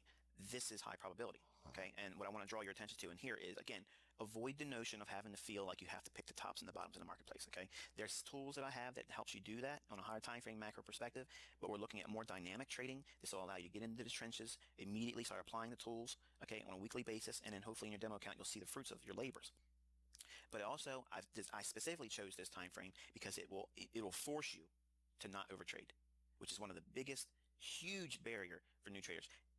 Day trading is not everyday trading, okay? And I'm not teaching you day trading here. I'm teaching you high probability, one shot, one kill them hard. I mean, just knock them dead type setups, where if you just sit back and you wait for these types of setups and you're demo trading, you'll see a huge increase of your confidence, your understanding of the marketplace. You will hone your patience. You may not have patience now, but using the concepts in this series, you are forced to hone your patience, okay? A lot of folks that I've been in contact with over the last few years because of my presence on a particular market forum, they have struggled with patience. They have struggled with these these demons, if you will, internally. So I'm forcing you go back to this type of perspective, okay? And number one, it's going to limit your excess trading. It'll take it down a huge notch, okay, because you're only going to be trading at maximum a few times a week, okay, depending upon the kill zone and the setup, and you're forced to have a larger perspective in terms of your analysis. So really, the worst case scenario I think that a trader would have would be maybe 12 to 14 trades the entire month. And that's still in my opinion, that's a busy trader. I know some of you guys get in there and you 5 or 10 minutes and you catch some 5 or 6 pips, and that's wonderful. If that's what you do, that's wonderful. I just think that's just crazy. But I used to do it, and it doesn't pay off the amount of time you put in. If you have this perspective, you're going to see it blows it out of the water. And I'm not spending a whole lot of time in front of my computers, okay? And which is what you want to be doing too. Professional traders don't live in front of monitors, okay? They don't do it.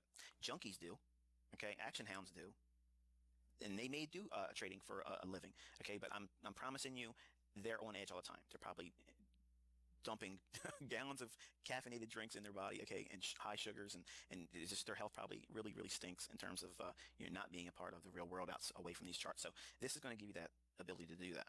So we already identified when the parameters are in place for a selling framework, okay, when the 9's below the 18, and when the 9 is above the 18, that's the framework to be a buyer, okay? Again, do not worry about catching these turning points, okay? Don't worry about that, because what I'm allowing you to do is you're going to run into where your trading stops being profitable, and you'll have to, number one, adjust your equity.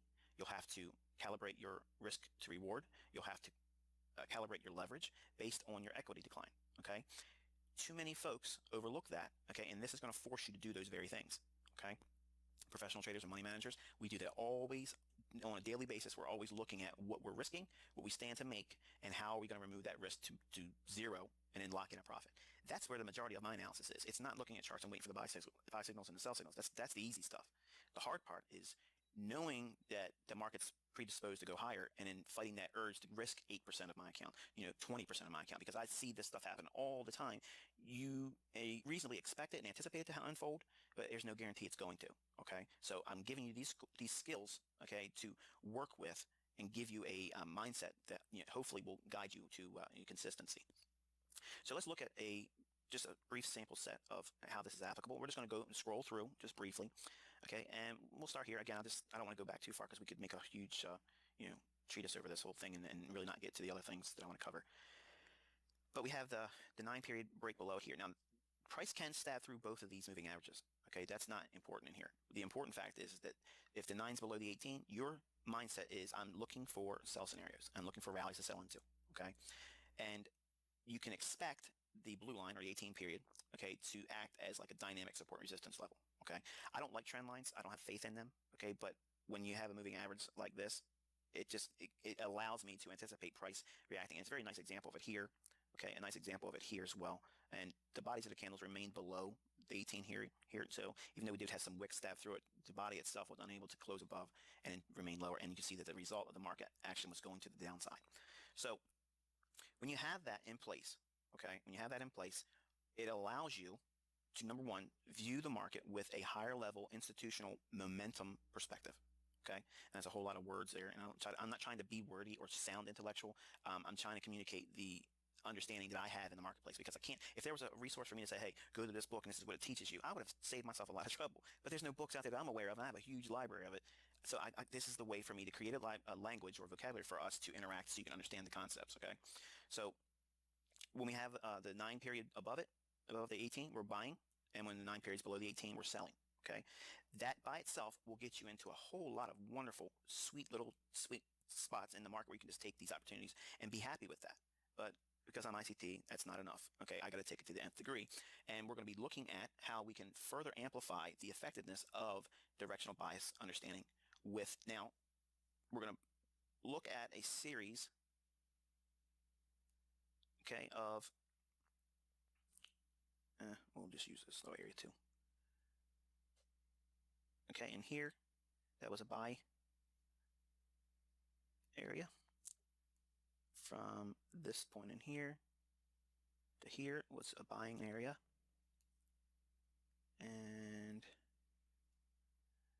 right in here became a selling framework where you're really just focusing on being a bear.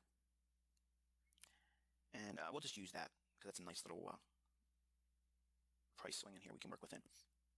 And what I'm going to do now is I'm going to take the moving averages off, because we've already established where the averages have communicated the bullishness or bearishness that we should be focusing on. Okay, so now with those moving averages away, we're going to apply now market structure and order flow, okay, or market flow, whatever you want to call it. But the premise of where swing highs are taken out to the upside, okay, that is momentum on the upside, in addition to when you have these little areas where market is generally looking to move higher or lower based on these two components blended together. And what I mean by that, well, we're going to go up to the indicator thing here on MT4. And again, I do not require a 5-day or 5-candle pattern to create a fractal. Okay, and when I say fractal, it's this little thingamabob that's on MT4. And I probably should use a different color, which I'm going to do now. And we're just going to use, we'll use red. That'll pop off pretty good. All right. In here, we have a fractal high, or basically a swing high. In other words, it's a candle with two lower high candles on both sides of it. For me, in my trading, I simply use this candle with the higher low here. I'm sorry, with the lower high here and the lower high here. Okay, between this pattern, this candle, and this candle, that alone would have presented a swing high to me. And if that was violated on the upside, that would have been enough for me. Okay, we have a swing high here, we have a swing low here, we have a swing low here as well. Now, as price moved above this swing high here, right there, now we have both swing high broken out, or market structure has shifted upwards, while we're in an area where those two moving averages are implied momentum is bullish. Okay, so from this point on here, we are looking to be a buyer. We're going to be looking for a retracement of some sorts, okay, to be a buyer in. Okay, now you see a minor little retracement in here, and then it rallies off. Now, even though we have a bearish candle here, okay, we did move higher. Just in terms of pips, from the time it broke this swing high here, we're going to use that range to the high up here. That's 179 pips. Okay, 179 pips. That's inside of 1 week. Do you think you can get 50 pips out of that? Is it reasonable to think that one would be able to? I hope you think that, at least. Okay. Again, we have price still above this swing high, and the only recent swing low prior to that point is here. So as long as price doesn't break that swing low, we are still bullish. We have a swing low form here, but notice that that's the only one since this one was formed. So market structure and order flow suggests that we are still go for buying opportunities. Okay. Now price retraces again, okay, inside of this range, and we broke this swing high here. So when that breaks, this is the range right here. This is that little price move here. If we looked at just that range alone, again, we're working on a daily chart, guys. This is not an intraday chart. If I look at using the fib, I'm trying to draw it so you guys can see. Here's the 79-cent retracement level right in here. Okay. Now, true, it violated just a little bit, but ultimately it spent very little time, okay, blowing through it, going on the downside, and then we moved higher again. That by itself is insightful because, number one, it allows you to understand where these fractals are forming, okay? And I'm saying fractal in the sense of the price pattern, not these little arrows, okay? And that's probably confusing. I wish they would have named this indicator for these swing highs and swing lows as something different, but Bill Williams, for whatever reason, felt he needed to call it that, and it's not a fractal by my definition, or many others if you really looked around. But we have a price rally from in here up here. Now, we're going to talk about how this could have been viewed in advance before this happening, where over here, something goes on that's useful to tell when there would be an opportunity to be a buyer. But before we get to that, here's another opportunity just by using the range. That's 130 pips from that point to here, again, within a week's time. So there's plenty of opportunity to be profitable, okay, and catch your 50 pips or so a week. And again, I'm trying to give you a realistic low-end objective that flies against everybody else teaching that you got to make 2,000 pips a month, okay, because you don't need to do that. And my question is this: if these guys are making 2,000 pips a month, okay, or 20,000 pips a year, why aren't they billionaires? Think about that. Everybody's selling courses. Why isn't there a billionaire out there? Okay, because it's crap. Okay, look, you can have 1 million pips all you want. It's how much you manage your money behind those pips. Okay, and I guarantee you, 99% of them don't do right things with their equity and their money. So just simply because you're showing me a spreadsheet or you have a video on YouTube saying you made X amount of pips, it means absolutely nothing to me, and it shouldn't mean nothing to you. Okay, so Again, think you don't need a whole lot. So if we're going to focus on just on 50 pips a week, that's a realistic, obtainable goal, and it's something that can be duplicated over and over and over again. It's like a cookie cutter approach. You keep doing the same thing over and over and over again. Sometimes you run out of dough. Okay, and what you got to do? You got to ball it up and work it out again. Spread it thin. Spread it thinner. It means risk less. Okay, cut back your equity. Okay, and then you keep doing that same thing. Milk it for all it's worth. Doing the same thing. Don't deviate. Don't change the parameters. And then by approaching the market like that, number one, you're not going to be surprised when you lose money, because you're going to know that, okay, that didn't work, and I'm not going to be jumping back in again because my system or method or parameter says that I can't. So I'm limiting my exposure and my engagement to the marketplace to just this. Okay, which is hugely important because 90% of traders don't do that. Okay, now even in here, now this is why I don't like candlesticks, because it's very deceiving if you are looking at price action on a specific manner. And then what I mean by that is this. We have a low here, okay? And if you look at the range between this low of this candle to this candle here, we have a price swing, okay? If you looked on a lower intraday price model, you'll see that this is a very nice price swing, okay? It's disguised many times because many of you folks don't even look at a daily chart, but this here is a range, okay? This is a tradable range. If you look at what was available from that retracement, okay, again, cancel the idea of this being a bearish candle, this a bearish candle, this a bearish candle. Price moves from this low to this candle's high here. It's 123 pips. Again, that was made during bearish candles. Okay, even though the market did come down here, I'm not ignoring the elephant in the room here, if you will, on this 2 or 3 day down move. I'm not suggesting that didn't occur or wasn't significant. What I'm stating to you is if you stick to the model of looking at the low to high and then retracement during an ideal time frame, okay, notice we didn't break the swing low that formed here. We came down into the range between that candle's low and this candle's high. If we use our fib, okay, pull that up. Okay, we have a reasonable idea where to anticipate, again, where the low should form, okay? And if you looked at, and I'm probably splitting hairs, but I really want to communicate this well, we're only talking about 11 pips from where the 79 cent retracement level is and where the actual low of that candle formed, okay? So again, when we get to stop loss placement and overall risk controls, you're going to see that there's simply no reason to fear where you should be placing your stop at. Okay, there's no reason to guess as to am I going to get stopped out, and fearing it also, because if you get stopped out where we're going to teach you, you need to be getting out of the market there. Okay, because it's probably going to be much more of a move in against you than if you were to stay in it. Okay, so we have an opportunity to be a buyer here as well. The market comes down, creates another consolidation, and then moves out of the consolidation. Okay, and the market structure and order flow shifts bearish here when we trade lower right there, because we broke that swing low. Now, when this broke down, okay, we have to wait for another shift in market momentum, okay? And this is the reason why I do not like this little fractal indicator, okay? Because remember I told you earlier that all I require is 3 bars or 3 candles to create a swing high. That's occurring right here. Notice there's an absence of a fractal arrow like it does here. That's because this big old candle here, okay, its high was above this candle's high, which would negate the formation of this arrow, or an arrow like this, a fractal up arrow, because the parameters require this candle to be a lower high than this one.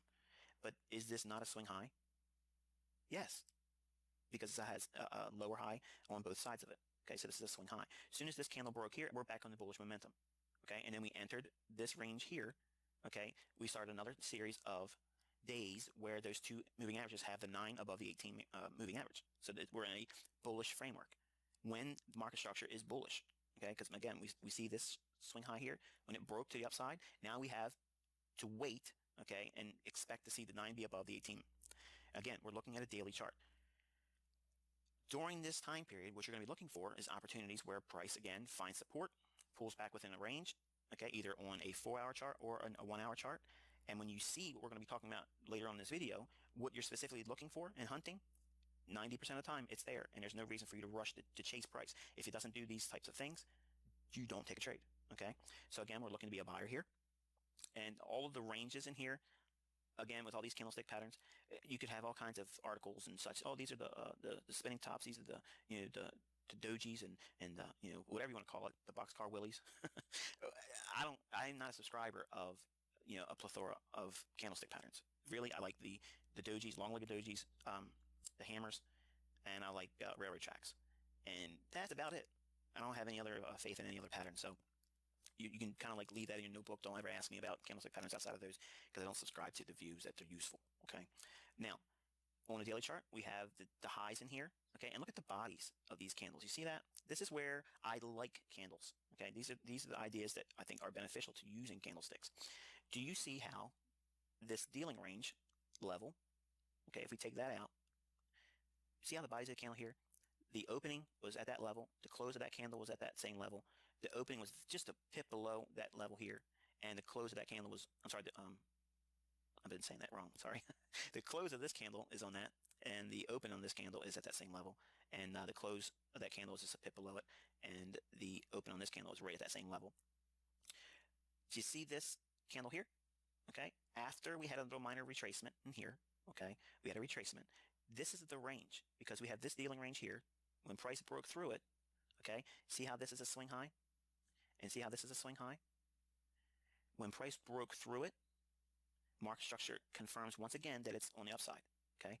But we also have this dealing range support. So we broke through this. Now, just because this would be classified as support level, an old resistance turns support, does not mean that price needs to get all the way back down there, okay? So how do we use that information?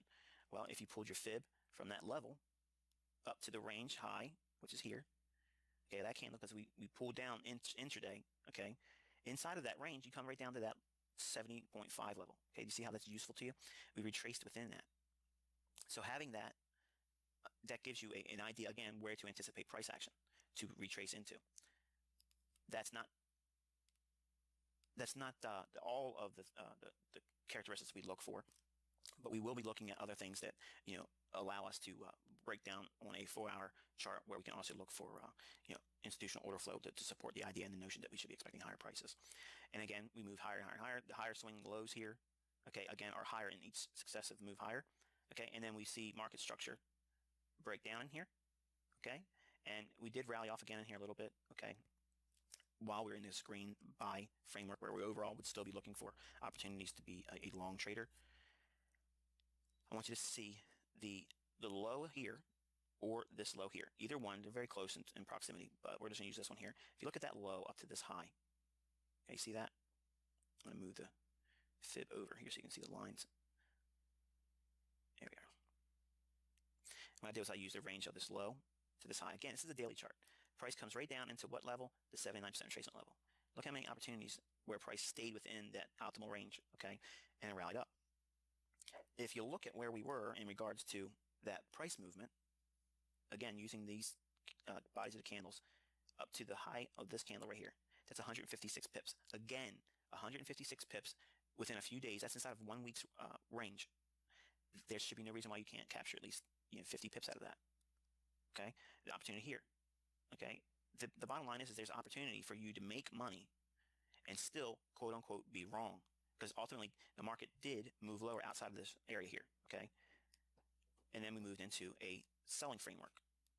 Okay, you have the market break it down, making lower lows, okay, and lower highs.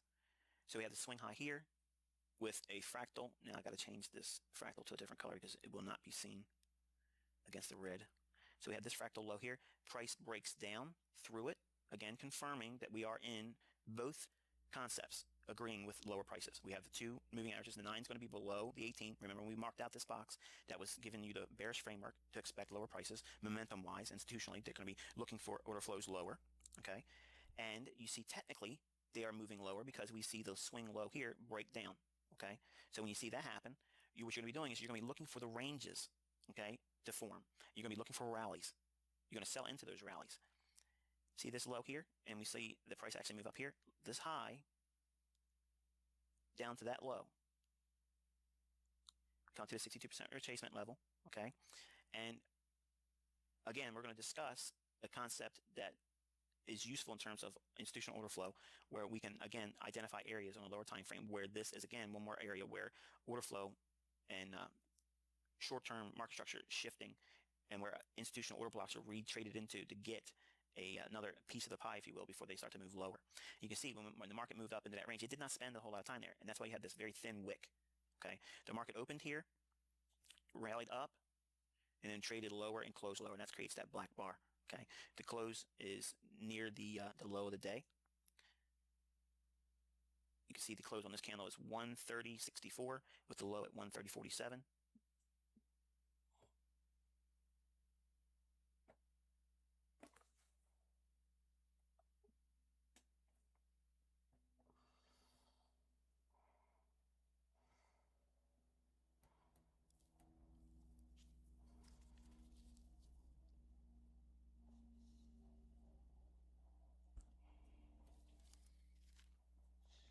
again, as price moves lower, it breaks each new successive lower swing lows, and each swing high is lower as well. Now we have, again, an opportunity where the market creates a swing low here, trades lower, okay, and it comes back here and takes out this swing high, okay? That's going to happen a few different times while we are in trending environments, because again, you're going to come back and take the stops and search for liquidity. Whenever you see swing highs like this on a daily chart, naturally that's where support resistance is going to be implied by traders, and they're going to think that their stop loss orders are protected above that. And you'll see the market rally up there just above it, take it out, and then break lower. It still does not change the fact that we still are working within a range, okay, and that being this high to the low. And if you look it up in here, you'll see opportunities to be a seller on the lower time frame. Again, once we break lower here, we have everything in agreement as well, okay? And I'm going to subscribe to the notion that you probably may have lost money here or missed opportunities. We're just going to call this a dead opportunity area where we didn't get any kind of reasonable positive equity increase. There was nothing that we profited from in here. Everything gets back in sync here when this candle breaks below this swing low here, okay? And then we have the high here is penetrated here. So now on this candle, everything's bullish, okay, inside of this overall sell framework. So what we'd be doing is what? We'd sit on our hands until when? Here, okay, we expect what? See this low here? What is that? That is a swing low. Again, the fractal indicator arrow is useful to communicate general support, swing highs and lows. But again, this is the reason why I don't like it by itself, because it will avoid printing an arrow where I would classify that as a swing low. So when the market opened up down here, market structure and order flow has shifted to bearishness again, okay? And this being the most recent swing high. As soon as this candle closes and this one opens up, this one would be a swing high to me. This is a swing low, and everything would be bearish here, okay? And until that high is taken out on the upside, okay, or a newer swing high forming is taking out, I would be looking for lower prices, okay? And the same thing happens here. We have this swing high because we have a candle with a lower high here and a lower high here. So this is a swing high to me, okay?